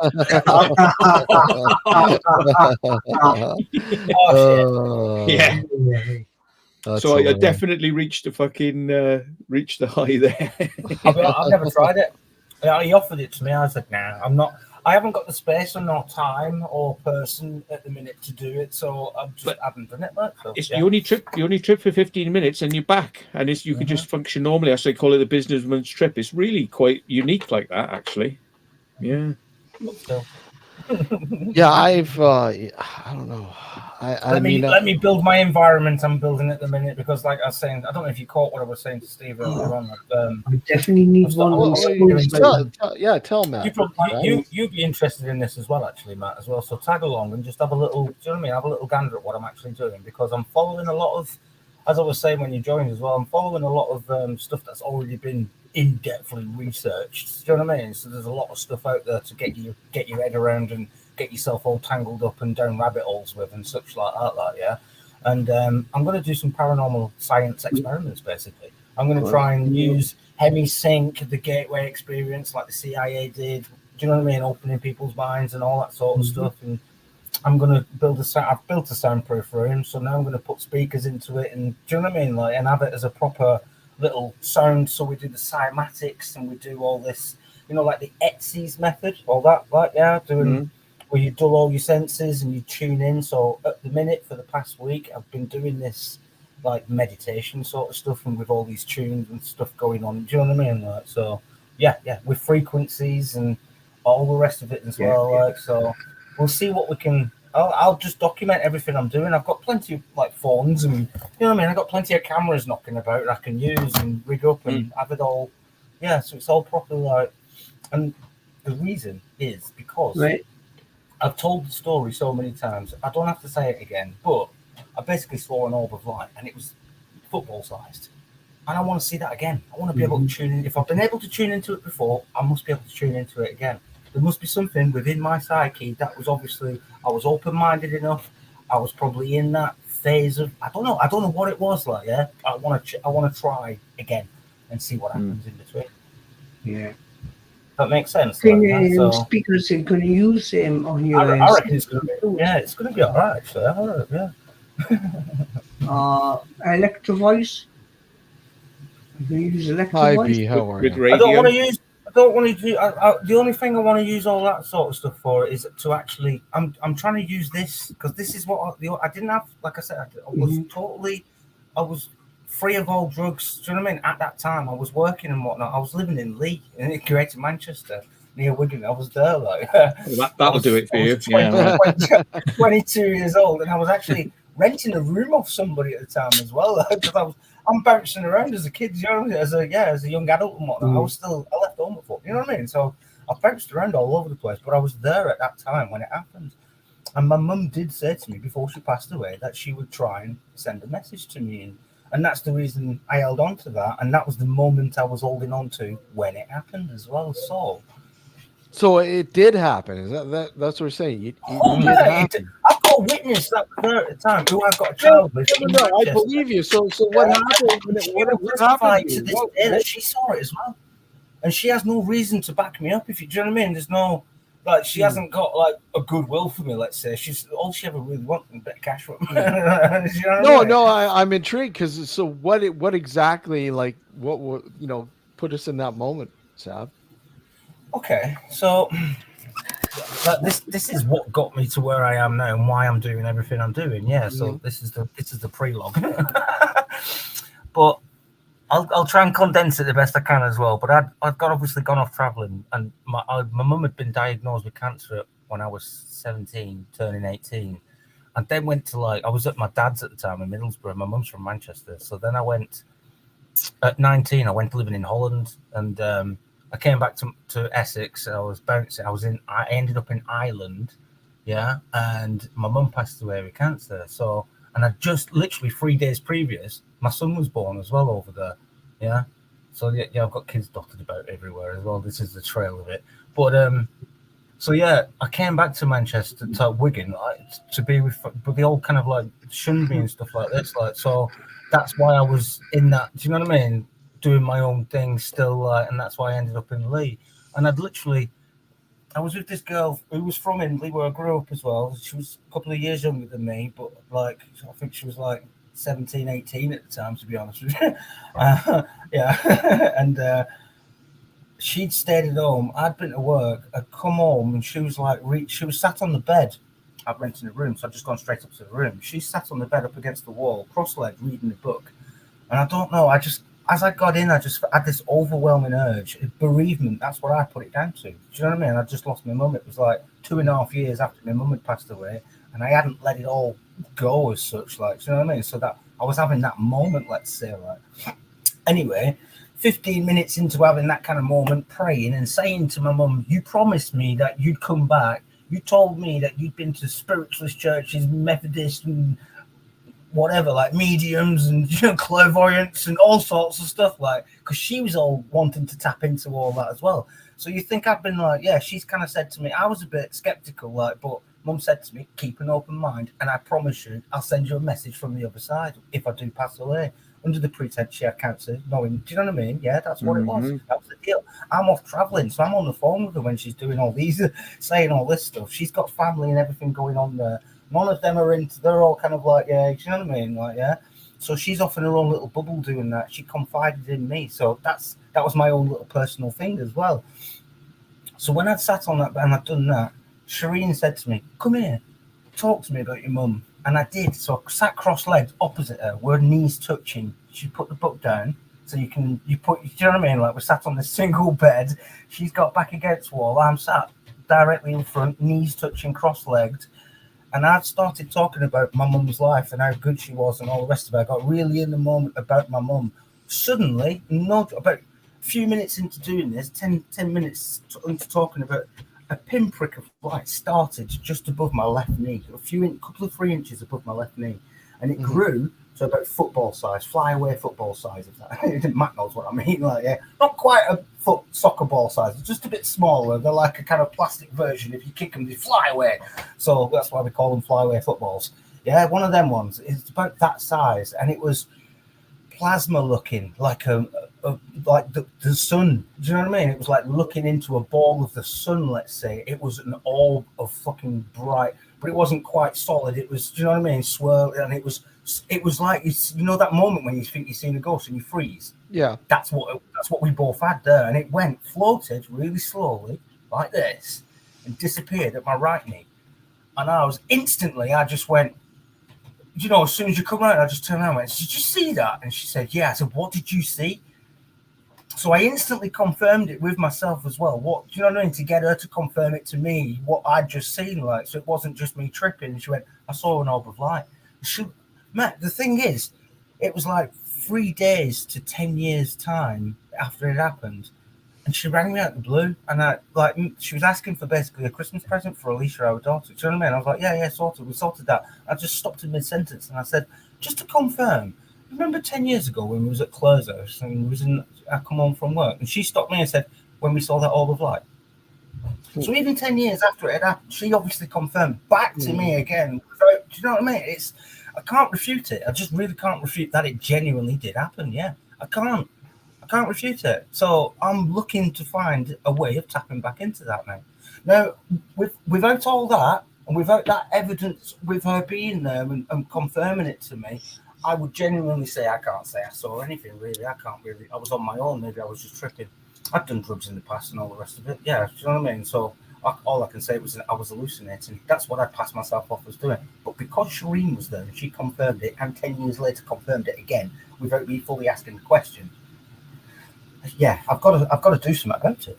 I love the hand gestures. He's like, I know. he's like, Sab's watching too many Bruce yeah, Lee. it's right. I'm that. I feel it inside. It's like something I should have done fucking 20 years ago when it first happened. It looked like you were doing nunchuckers. It was like, yeah. I'm gonna Bruce Lee this shit. Bruce Lee thing. I'm gonna Bruce Lee this shit. Watch. No, but I've been meditating for the past week anyway. So this is the first step of doing what I'm doing, is actually divulging into all the kind of like opening my mind and seeing where I can get with it. And if something, I'm not saying something will happen. I'm just saying I'm open-minded enough, and I've got enough knowledge about all this kind of stuff as well. Because obviously I had that experience, and I've delved into all this kind of. That's what I'm saying. I know a lot about. There's a lot of stuff I can relate to it as well, and actually bring you down these rabbit holes that I've been down. It actually kind of almost proves that there's evidence across the world from near-death experiences, the Rosicrucian, the Hermetic, and Hinduism. Do you know what I mean? All them, most of them religions believe in like an afterlife or a rebirth of life or a soul transit. So there's definitely something within this it's been documented across the world. Even the Egyptians, look, they talk about going off into the next life and the afterworld and keeping all these organs intact and putting them, didn't they? So there's obviously something in it. Yeah, my philosophy on that is you've got to keep an open mind, but a lot of people demand it, they're like they want it, and I think then it doesn't happen. And when they give up the demand, like I must have it, it's the moment they're giving up the demand, the moment they turn off the camera, bang, something happens. Yeah, it's like it will not come and will not operate like by demand. It will always be a little bit more clever than that, and it'll catch you out in ways you don't expect, like, subtle ways, like, yeah. So, but yeah, keep an open mind, but, just put it out there that you're interested, but don't be in the mindset of like, this must happen. I know this I've been must listening happen. to a lot. Yeah, you have to it's like a call to the universe. It's not so much like you demand it happening. It's more a suggestion and then acting upon that suggestion to let it happen. If you get my drift, like yeah. And to answer Urbex's question, I fucking hate spirit boxes. I can't stand them. There are multiple sort of variations out there that will allow you to record in multiple spectrums.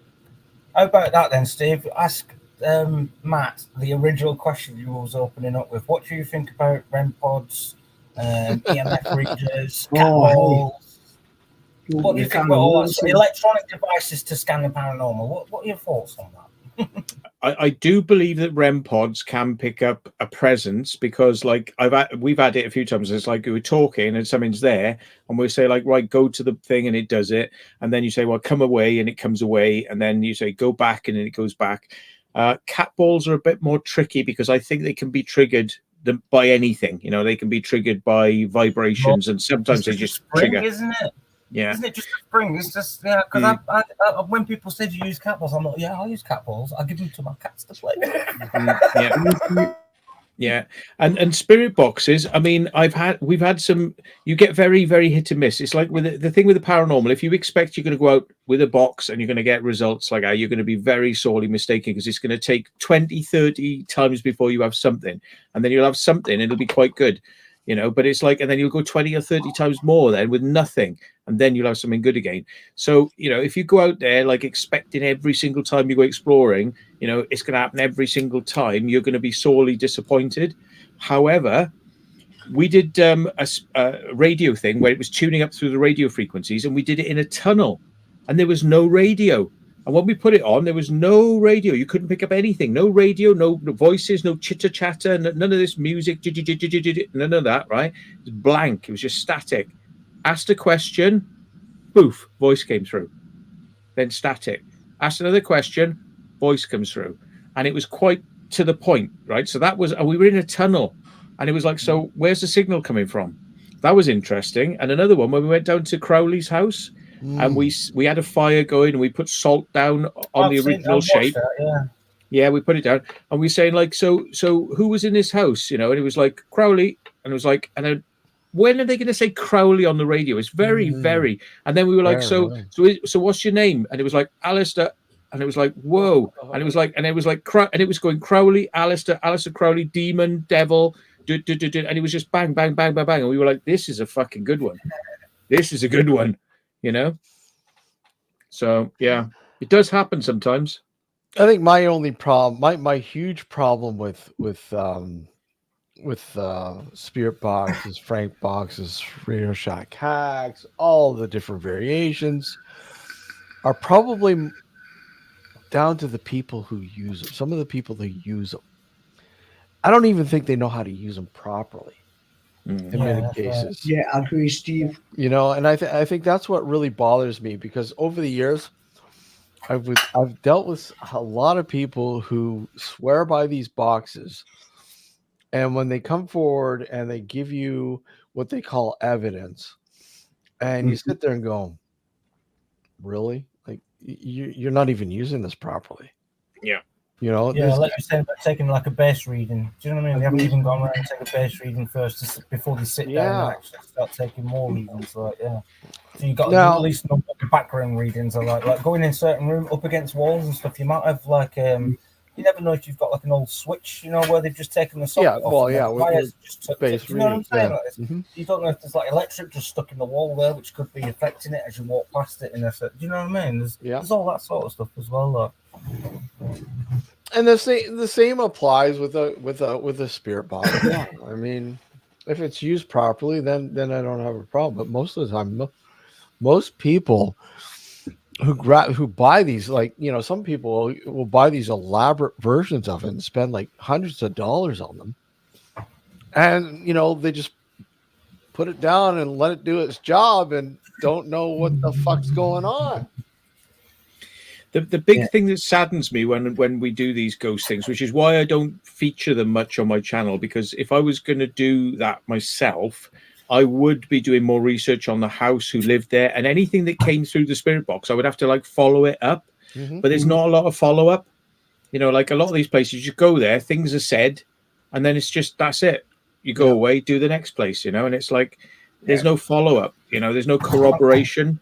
And, you know what, Ali's actually touched on something there that I've thought about before as well. What about the feeling of a presence of so obviously, what equipment would you use for that? So I've thought about that as well, like an ionic pressure sensor. So, well, you know, when like the ions change in the do you know what I'm saying? It goes hot to cold. The ions are changing in the atmosphere. So maybe there's a way of measuring that as well. Like, electrostatic. I thought about that as well. You know, when you get static in the air, that's charged particles again, like, so she's got I thought about that before as well. Like, why can't we get some little devices in that can measure the actual atmosphere around that, not just electrical or magnetic, or do you know what I mean, like EMF? Think about it. That's just, you're just talking like, we're talking waves and frequencies. EMF's just the beginning. You don't feel them things though as you walk into it. You don't feel your Wi-Fi when you walk into a room, do you? No. So why would you feel that wave of that? Do you get me? Like, you feel, but when you walk into a room sometimes and it feels thick. There's feels a lot atmospheric. There's something in that. Do you know what I mean? We've all experienced that as well. Like, you can't. There's no explanation for it other than, it just feels a bit weird in here, doesn't it? There's a lot. And then it dissipates or whatever. You change the atmosphere or whatever it is, like, But you know, we've all experienced that moment when you walked into a room and it's got a very atmospheric feel about it. Like there's something like charged or negative particles in that room, and you can feel it. Like, it makes your hair stand on end as you walk in. Like, yeah. Well, people don't really they don't realize the effects that frequencies have on you, right? I mean, how you interact with frequencies around in your environment. And I mean, you look at, for instance, you look at, for years we had no idea about carbon monoxide. Yeah. You know, without those detectors, we would just get sick. You know, "Oh, why am I getting sick?" Well, you know what? Now that you have the detector, you know. Yeah. Yeah. It's the same with the EMF detector. Make sure you I get a mean, proper one. people who employ these detectors in an investigation have it in their brain that it will detect a ghost. That's not why it's there. It's there to detect the frequencies and the different levels of whatever might be going on in that we can't see, and that it picks up. It gives you a sort of a landscape view of what's happening, and people just don't realize that. They just automatically, well, no, it's a ghost. Right. Well, I do believe that people are actually able naturally to pick up a lot of radio frequency stuff, right? Yeah. And stuff that we don't even know, like quantum level stuff. Yeah. Yeah. Is that for the Mercury fillies they gave us in the 80s? Yeah. Yeah. On Steve's channel at the beginning, Steve, I tell Steve that, didn't I tell? Remember? At the beginning of your show, I says, when I went and explored that cinema, I heard footsteps coming up. There was nobody there, right? I didn't have any electronic device, but I heard the footsteps on the stairs. There was no security on out. I'll tell you that. But that was weird because I looked and I went down the stairs and I went up the stairs and I went, I thought I was seeing things. So I just looked around a bit more and then I was out of there. I should have filmed it actually. Had you had a couple of babies though before you went? No, I didn't actually. No, The question with Joe is: have you not had a couple of bevies wherever you go? How many babies had you? That's impossible. How many had you not had when you did this explore? He had a bad batch of links. Links doesn't get you anywhere, man, unless you drink enough. Nah, it's only them are only the yellow cans. Well, good people. But if anyone wants proof that we do have the ability to hear radio frequencies and things like this, just think about this. What are your eyes seeing? They're seeing a wavelength of radio frequency. Light is just a very, very short frequency, right? Yeah. So if we can see different colors of the spectrum, and we can actually see ultraviolet, which is our brain filters out. We can see ultraviolet, but a lot of people don't realize this. We can, but your brain doesn't let us see it. Doesn't let it. We fractionize it out of it, like, so this whole spectrum, we take this much of it, like, sort of. Yeah. Yeah.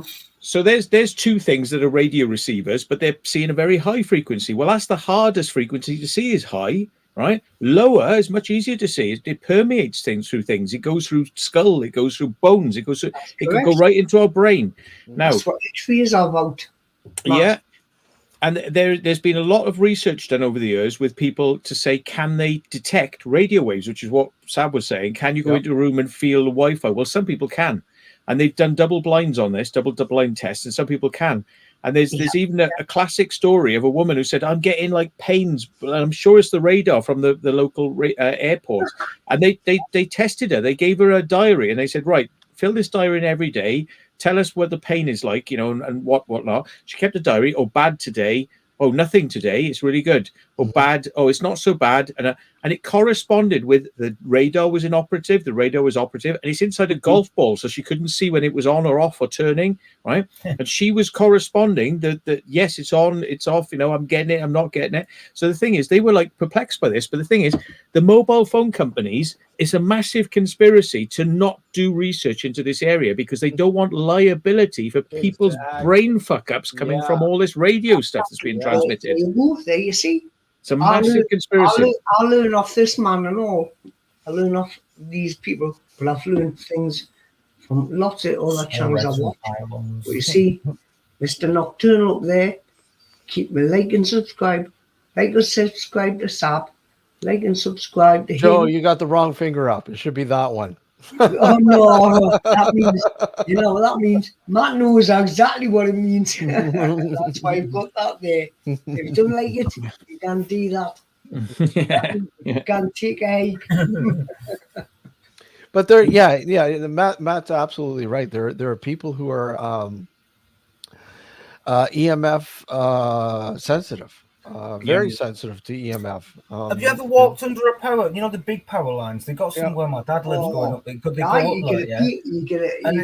can hear it like. Oh, you hear the hum. You do. I think you get ozone. You get ozone off it as well. You can smell it. Yeah. You know. Those people that's got fillings. Smog in Middlesbrough. That's why. That's got fillings in your teeth. Everybody. The steel works, the chemical works, and all the rest of it going on. It's the radiation around electrical force. You see, you feel it in your teeth. You can feel it in your brain. In your teeth. I haven't felt it in the teeth, but. If you've got fillings, if you ever get fillings, in your teeth, I feel my fillings lifting out of my yeah. But no, I'm gonna be every day. I can get a dental appointment. They're all going asking big money. Well, yeah. But you know, there's experiments now being done. Science programs on the BBC. Not that I watch much of the BBC, but I've watched some sort of like clips, and they're saying now that they used to think that pigeons would navigate by magnetic things in their eyes, so they would feel the magnetism in their eyes. Now they've changed their thoughts on this. They say no, it's quantum.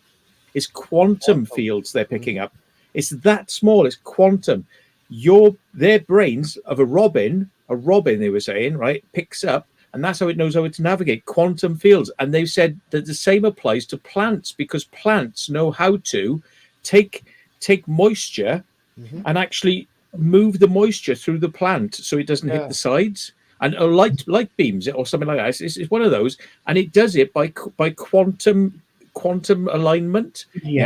So the plant world knows how to use fucking quantum stuff. Well, we're a lot more advanced than a plant, and we're a lot more advanced than a robin, So why wouldn't we have these things? You know, we're bound to have them, and this would explain ESP and telepathy. You know, it would be. But nobody wants to research this stuff because it's heresy. It's heresy. You're not allowed to look in. It's like anyone who talks about UFOs must be crazy. Anyone who's looking into the paranormal and ESP must be crazy. Yet, remote viewers have been employed by the government to look into shit, and it fucking freaks the government out because it works. Right. Come on, then. Let's have a bit of it, then. Telepathy. First of all, you've got to learn how to understand telepathy. I knew you were going to say that, Joe.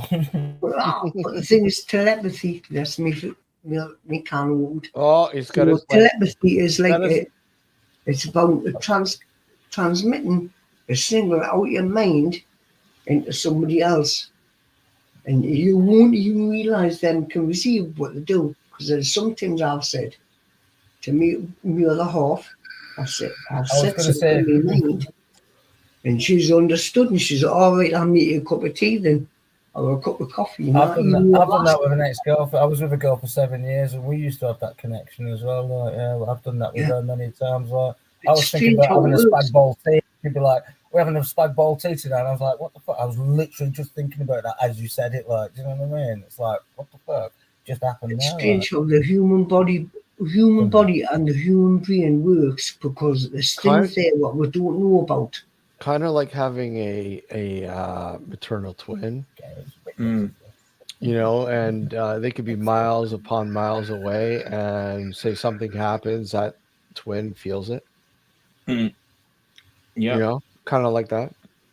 Yeah, because I mean, like a twin is one cell that's split into two, but instead of just dividing it separates, and then those cells divide, and it becomes two bodies, you know, but they're linked, because it's like in a quantum self, they say you can take a quantum particle, a quantum, you know, item, and you can move it to the other side of the universe, Yeah. which would take hundreds of thousands of years for the signal to come back. Yeah, And they say that the theory is there that if you put a spin on this one, that one is linked across space with no time, faster than the speed of light, instantaneous communication through the quantum field. So distance is no problem.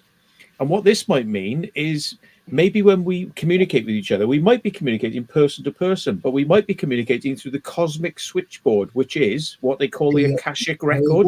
Akashic records, and where all the minds are all joined and all knowledge is known. And this is why some people come back and they believe they've been born previously, because they're connected in that way to this memory from up there. Exactly. But it's you know, and people like Rupert Sheldrake, you know, with a morphogenic field, the thing about somebody, you have to do a show with that.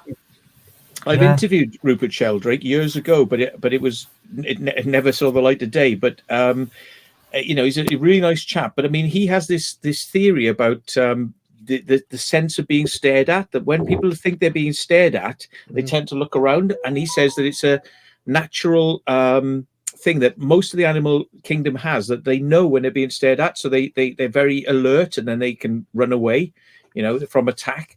Now he's also done a crazy load of stuff with Nikisi the parrot, and people should look this up. There's a woman who had a parrot that she trained it with the same techniques they use to train autistic children, and she trained it like language, and it would have conversations with her, you know, and it was having conversations during the day. But the freaky thing was, at night when she went to sleep, she'd have a dream.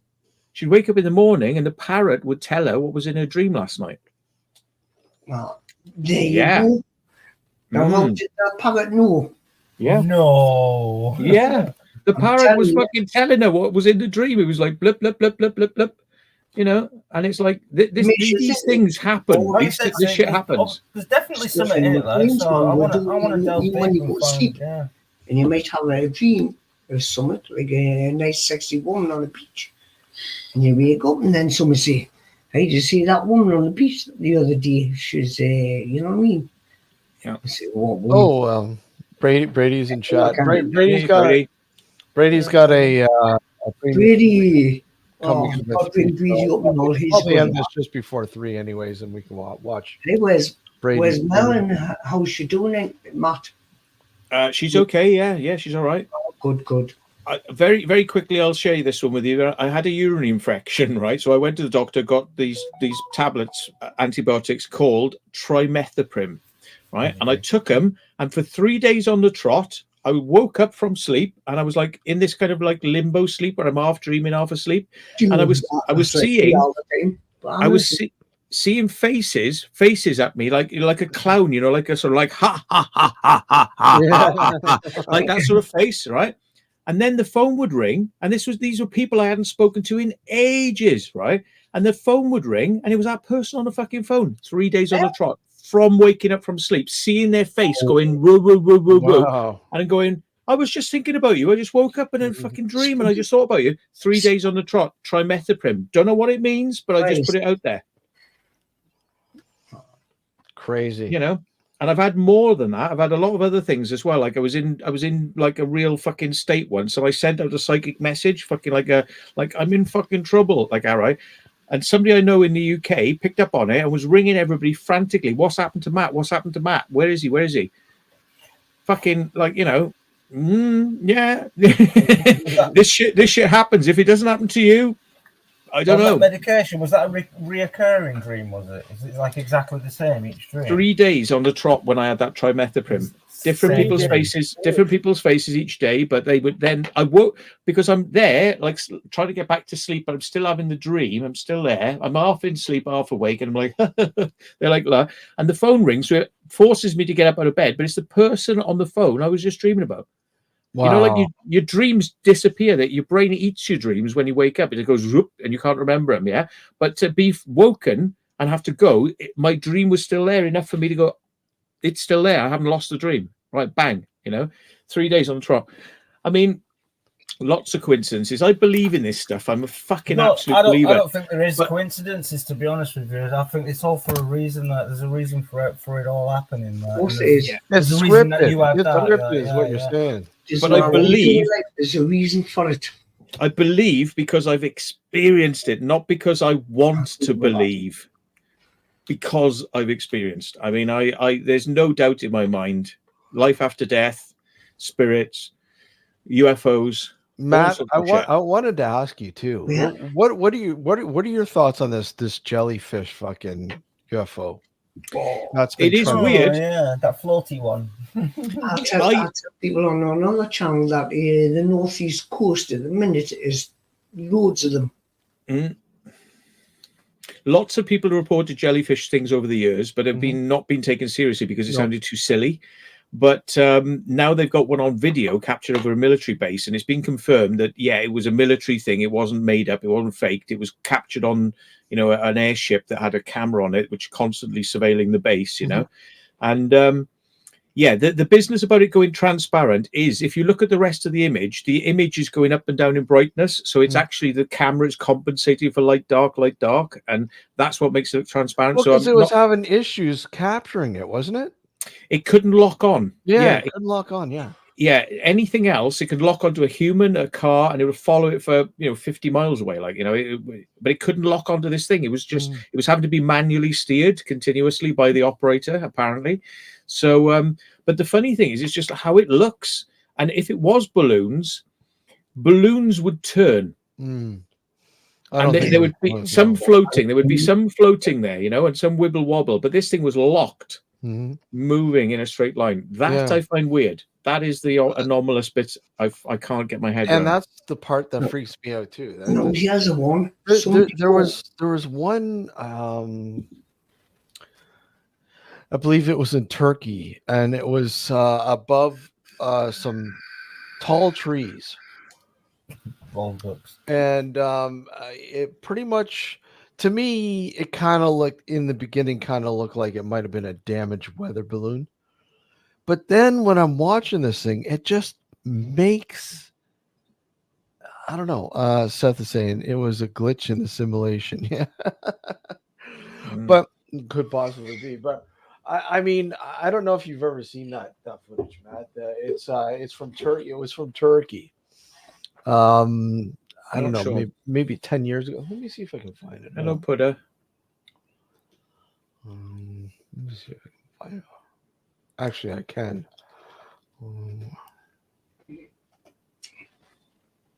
Best encouragement I've ever had was off that one there, right?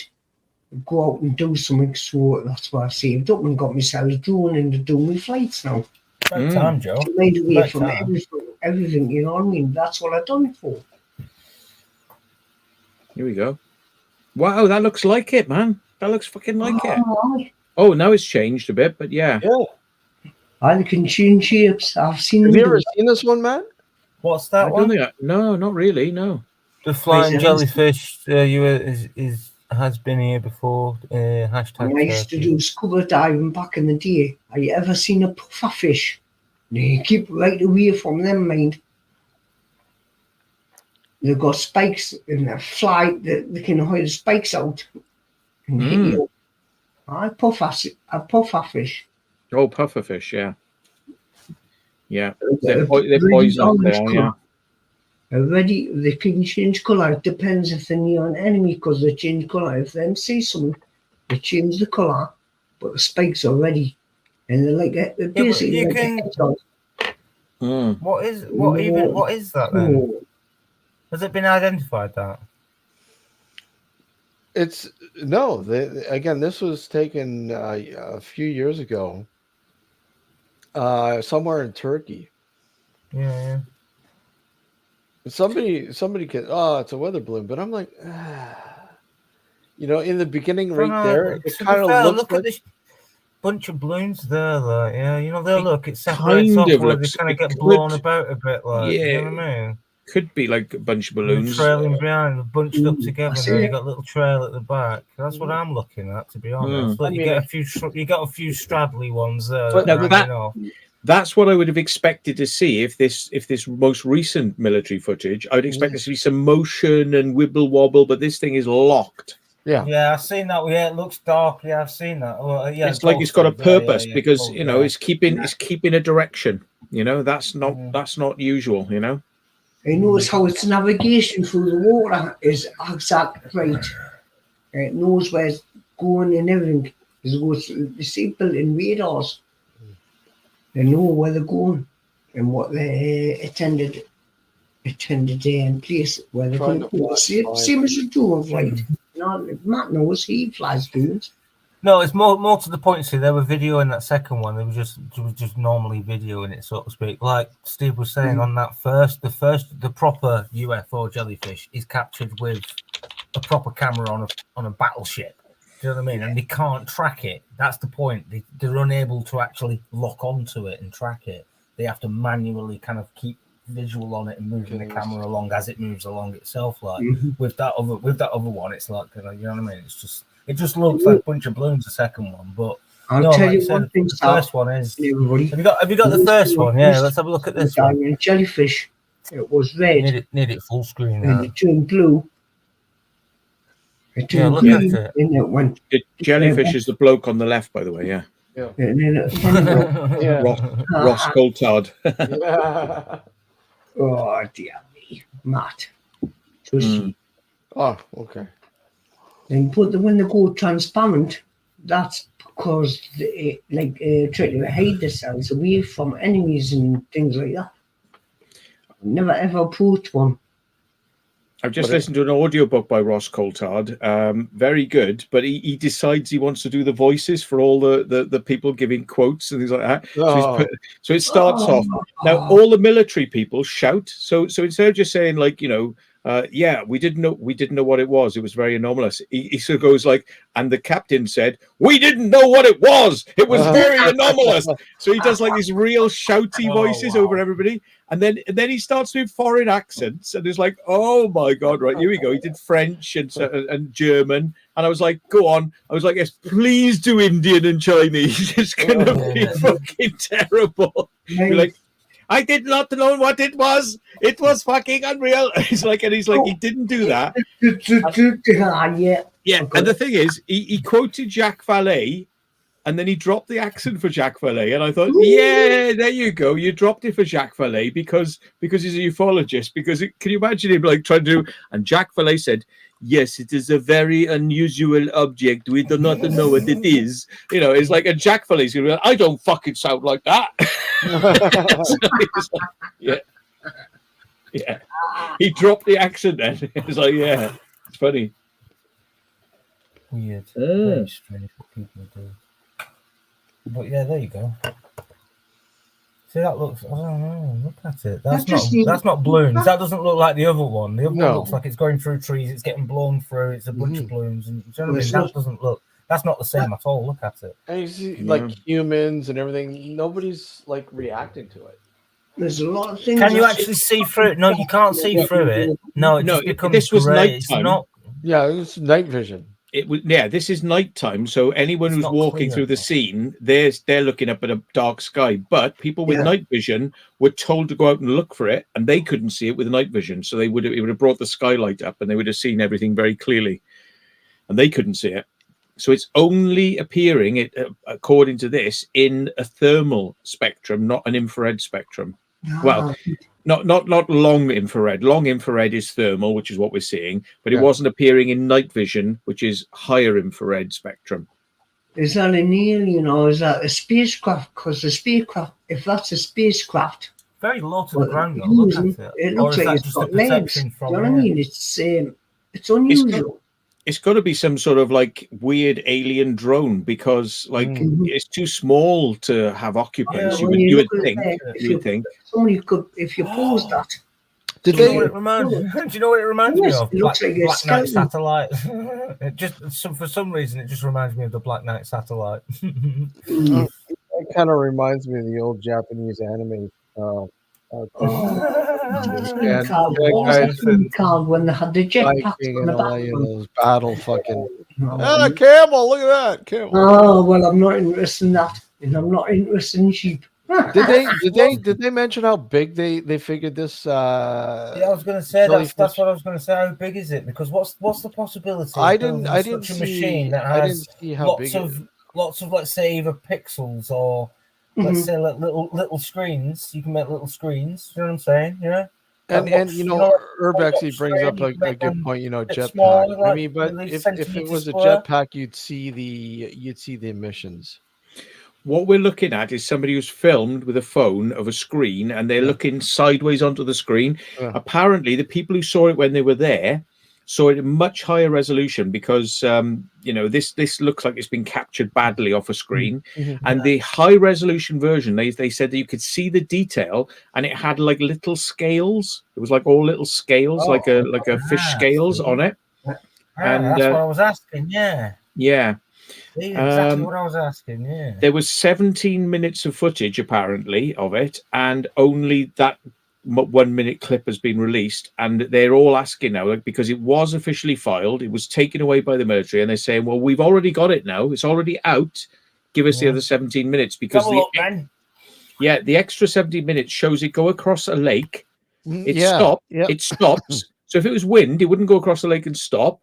Then it drops into the water, stays there for 17 minutes, comes up, hovers, and then goes whoosh and flies off. Like the sea. Now, why is that available anywhere online? That full footage? No, because they're trying to get the military to release it. Jeremy Corbell is playing hell over this footage now. He's going for the juggler. High court or something like that, like for the disclosure. Thing is, they reckon all these spaceships land in the go underwater because that's as serious place. Is that right? Yeah. Military evidence. Captain David Fravor, who was one of the pilots who chased these things, he said when he got to where the radar was saying it was, they could see it, and they spiraled down. So they spiraled the aircraft down. He could see the water was bubbling, and there was something big under the water, and this thing was hovering above it. Where was and that then footage it captured again? Went off. So there was something underwater. Yeah. Yeah. Remember that film, The Abyss? Where was it? Yeah. Where was that? Where was the footage captured? Iraq. Over. There's a reason I asked. Yeah. Highly secured base where they had they were watching for people coming up with bombs, trying to send missiles over. So it was every part of that base was under camera, thermal, permanently people watching all areas of the base 24/7 that. And that's how they picked it up. Now, what are your thoughts? What are your thoughts on this whole Miami alien bit?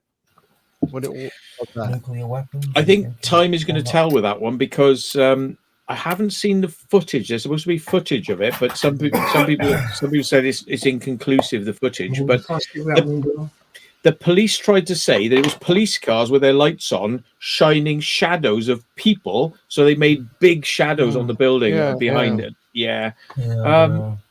It sounded like the descriptions that people were saying weren't shadows because, I mean, Christ, you see a shadow on a building, you go, oh, that's a shadow. You look around, you see the light source and you see the light and the person standing there. You work it out really quickly, don't you? You don't go... They were seeing detail in these figures, and they said that they were I think they said they were cut off, like their legs were cut off, but it was like a reptilian creature about 8 to 10 foot tall. And there were a couple of them, and it's like as if a portal opened and they stepped out of it. And these things were looking around looking around like what the fuck's going on, and then they stepped back into the portal and went. Boom, and apparently, if you reverse the coordinates, it takes you to Antarctica. Apparently, I'm looking at remote camera, which is I just want to get your take on this remote camera. Used. Somebody says it's made by Lockheed Skunk Works. Well, the actual platform they were filming it from was made by Lockheed Skunk Works because the drone blimp, which is a tethered drone blimp, so it's permanently up there, and it's on a wire, and it just sits there near the base, and that's where the cameras were on. That was made by Lockheed Skunk Works, but yeah. No, I was thinking with that jellyfish. The reason I asked where it was is. If it's Iraq and that's a base and whatnot that it was floating over and whatnot, does that mean there's been many reports previously in the past about there being UFO sightings around nuclear missile bases, etc., or bases with nuclear weapons, etc. That's true. So there were no nukes in Iraq, but they may have been looking at the military. Maybe that's what it was. Maybe that's a little drone that's sent over before they come and intervene. If you get, do you know what I mean? Just keeping an eye on shit. That's what I'm saying. Maybe it's that path of things. I don't know. B says she's convinced it's a Chinese invisibility cloak over a drone. Well, if it was the thing is, why would China be in Iraq during the Iraq War? Yeah. Why would they be interested? How would you got to think of the technology that goes into that as well? How would you make that float the way it does? How would you make it disappear into water? So you've got to be submersible and all the rest of it. It's got to come back out after. Do you know what I mean? And then it carries on. So it's got to be GPS. It's got to be tracked. It's got to send signals to and from It's either got to be controlled or pre-programmed. It's got to send off. Do you know what I mean? There's got to be. Yeah. I mean, be more about it, wouldn't there? If China had, like, America might have secrets like that, and China might have secrets like that. But if you were to send that over a war zone where people have got missiles, gunships, and everything else that could bring it down, if they could bring it down, they've now got your secret technology. They're going to back engineer it, and they're going to go, what the fuck's this? Yeah. So I don't think China would be risking in somebody else's war zone. There's nothing to do with them. They got no pony in that race, then why would you risk it? Why would you be doing that? I was hearing people literally equating these this jellyfish to being a sky cam, and I'm like, no, absolutely not. There's no fucking way that thing was a sky cam. Why does it have all the tentacles on it? The tentacles, and I mean the wires would be noticeable too, especially in thermal. I think Urbex has got it bang on the head. Some guy was trying to have an orgy. He's got a few blow up dolls. He's filled them up with helium. Helium blow up doll. He's tied them all up. They've all got tangled up. He's escaped out the French doors in his apartment, and they float. I mean, I sent a balloon up on. I was asked by a TV company, could we make a UFO to test the UFO researchers who were in Wiltshire at the time, and we said, yeah, okay. So all we do is we got a load of balloons and a load of helium.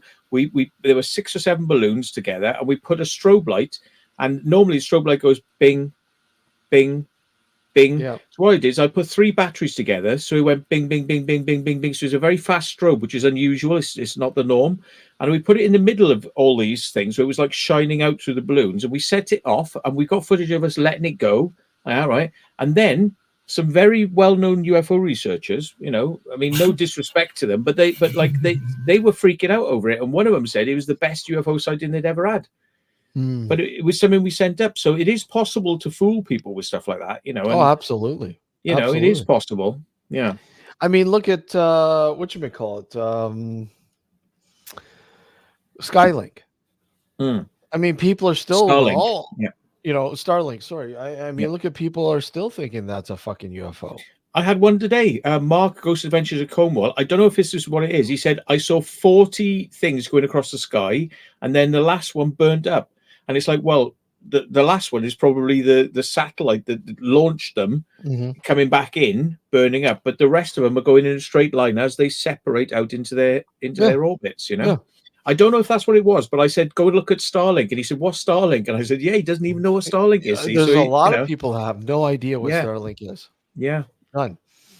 I mean, free internet, man. You gotta look for the obvious. You gotta look for the obvious, and if the obvious doesn't fit, then you've got something anomalous, isn't it? So that's the thing, and most people just don't. I mean, they automatically assume that what they're seeing is I used to see a shooting star though, a recurring shoot. It must have been something passing over, and hitting whatever. Do you know what I mean? But it was I used to come when I was younger, and I was a teenager. I used to come home at a certain time every night, over the certain field, same way home, and every night I'd be I could see it while I was over the field. I could see the fucking looked like a shooting star, and I was like, that's really strange, and I clocked onto it after 2 days. You know what I mean? So for nearly a full week, I saw this kind of what I thought was a shooting star at the time, but now I later on realised it could have been something just skimming, you know what I mean, and getting really hot and leaving them bright, and then going back on.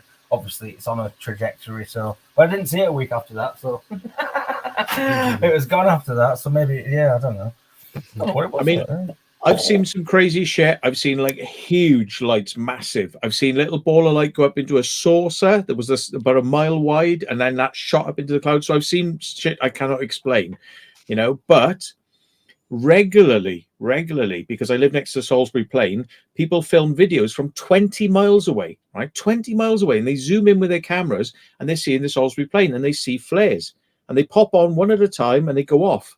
Now, I live there and I can actually stand on the edge of the Salisbury Plain and look up underneath them, not from 20 miles away sideways. I can look underneath them and see them up right underneath. And you can see the little parachute, you can see the smoke trail and all that. But from 20 miles away, you don't see the parachute and you don't see the smoke trail, you just see the light.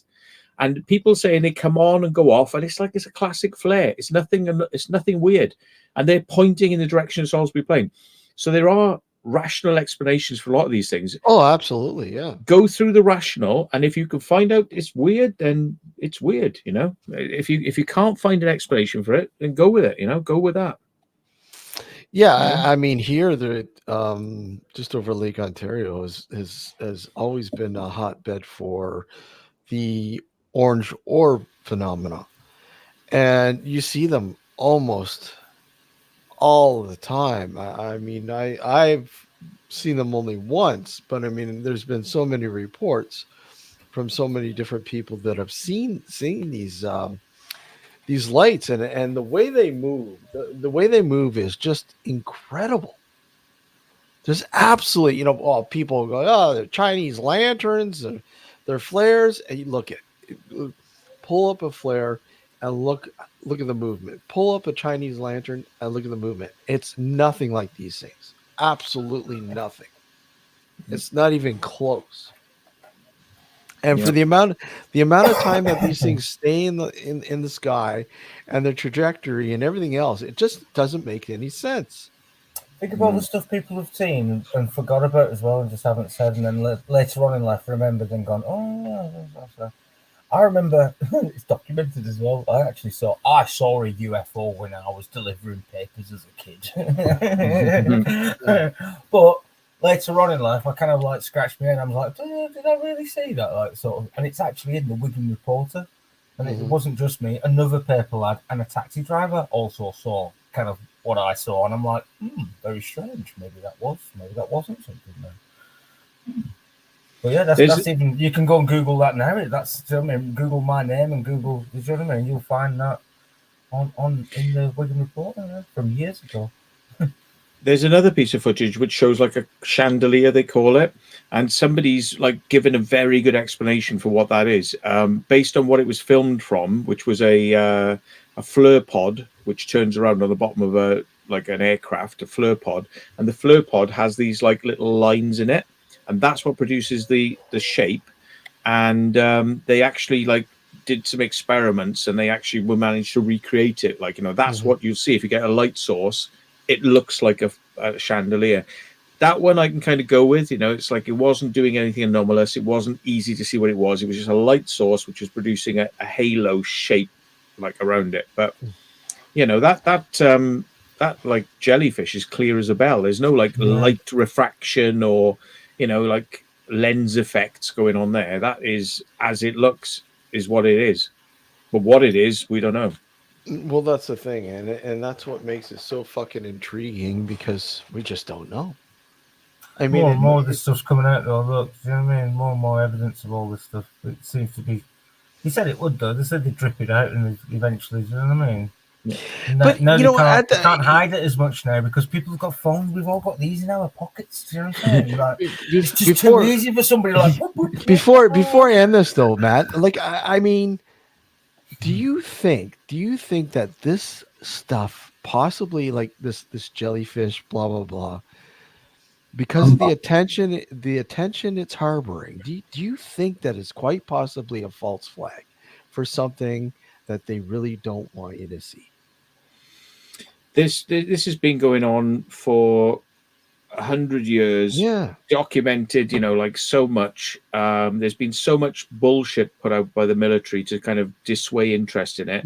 Now we're getting to the point where we're at near disclosure. Loads of people are talking about secret military projects on reverse engineer UFOs, biologics, David Grush. It's coming to a head. I think we're going to have a disclosure at some point. I hope we do. But I've heard this many times in the past. They're like, "Oh, disclosure's coming, disclosure," and it never happens. I think we're quite close this time, and I think it's going to be world changing. People are going to go. Like, we're not alone in the universe. We don't know who they are. No, we're not. Do you know why though? But we don't know. But we're not alone because nobody's bothered anymore.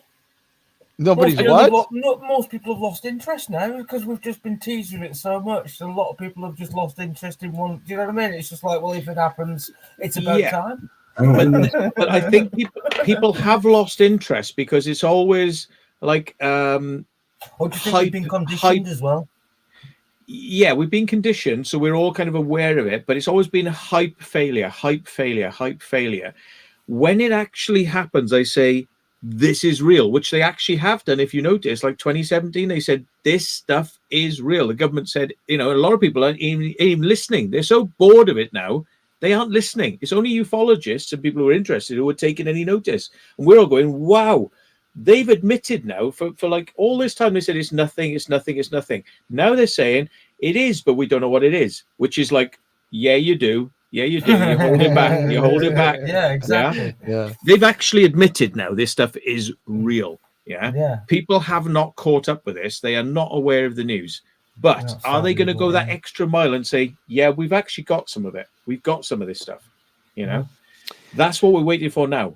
It's real. It's just like extra bit. Now, when that happens, I think, all these people that Sab said, all these people who are like sitting later, like, I've heard it all before, myself included, I'm bored of it now. When's it going to, it never fucking happens, And it's like, but when it actually does happen, it's going to be world altering. There's going to be a lot of people fucking freaked out. Yeah. All right. Straight away. I think culture. A lot of think of our next generations though. Think of our next 2 generations that are about to happen. Let's say, and I'm talking from teens onwards. Do you know what I mean? Or one previous, the next ones after them. Let's say there won't be any kids after that. It'll be AI then. Look how much. But look how much. Maybe AI is part of the alien tech. Think about it. AI, alien. That sounds very similar and familiar anyway. And aliens are already like a deep-rooted bed of our culture now. Anyway, think about it. Even our kids. If I go to my kid now, 5 years old, 4 years old, 5 years old, and I said, "What do you think about aliens?" She's like, "Oh yeah, I'd love to meet them." Do you know what I mean? Back in the 50s, 40s, and 50s, 60s, let's say, they were horror movies. They weren't friendly. Do you know what I'm saying here? So the conditioning there, to our next couple of generations now, and with everything being incorporated, maybe there is that. Do you get me? Maybe us lot were saying maybe. Well, Spielberg did his best, didn't he? Close Encounters, friendly aliens, E.T., friendly aliens, the Abyss, friendly aliens. Some people have been trying to not spin it down the horror. They're going to kill you. Everything's game over. But he says they're all part of the AI. All kids are like part of the AI. I reckon we're all part of the AI now. If you've got a mobile phone and we're streaming, everybody's streaming. I reckon is we're a part of simulation. I reckon everything we're doing right now is adding to the AI learning algorithm. I like what Sam said. I'm gonna adopt this one. And do you know what? We heard it here first because AI-lian. AI-lian. Yeah. You like it, you can go and do one of them. Joe isn't actually an AI, and he's butted into our little circle of friends, and he's not an AI. He's not an AI. He's a YI. He's a YI. All right. Matt understands now because he's learned over the years. Right, see you, Steve. Right, bye. Yeah, we're gonna end this because good old Brady's got a premiere. We can go over and raid his channel. So let's go raid. But no school coming from there. Hello. A call from President Biden. Yeah, okay, I'll wait. Yeah. Oh, right, I get it now. I know who that was. President Biden. All right, guys, take care. Just, no, what's that? I'm not seeing now. President Biden's attention. Thanks for having us, Steve. Thanks for All having right, us. guys, It's been a take good care. conversation. Cheers. Take care. Good lad, Bye. good Bye. lad. All the Later. best. Bye bye. Bye bye. Bye-bye.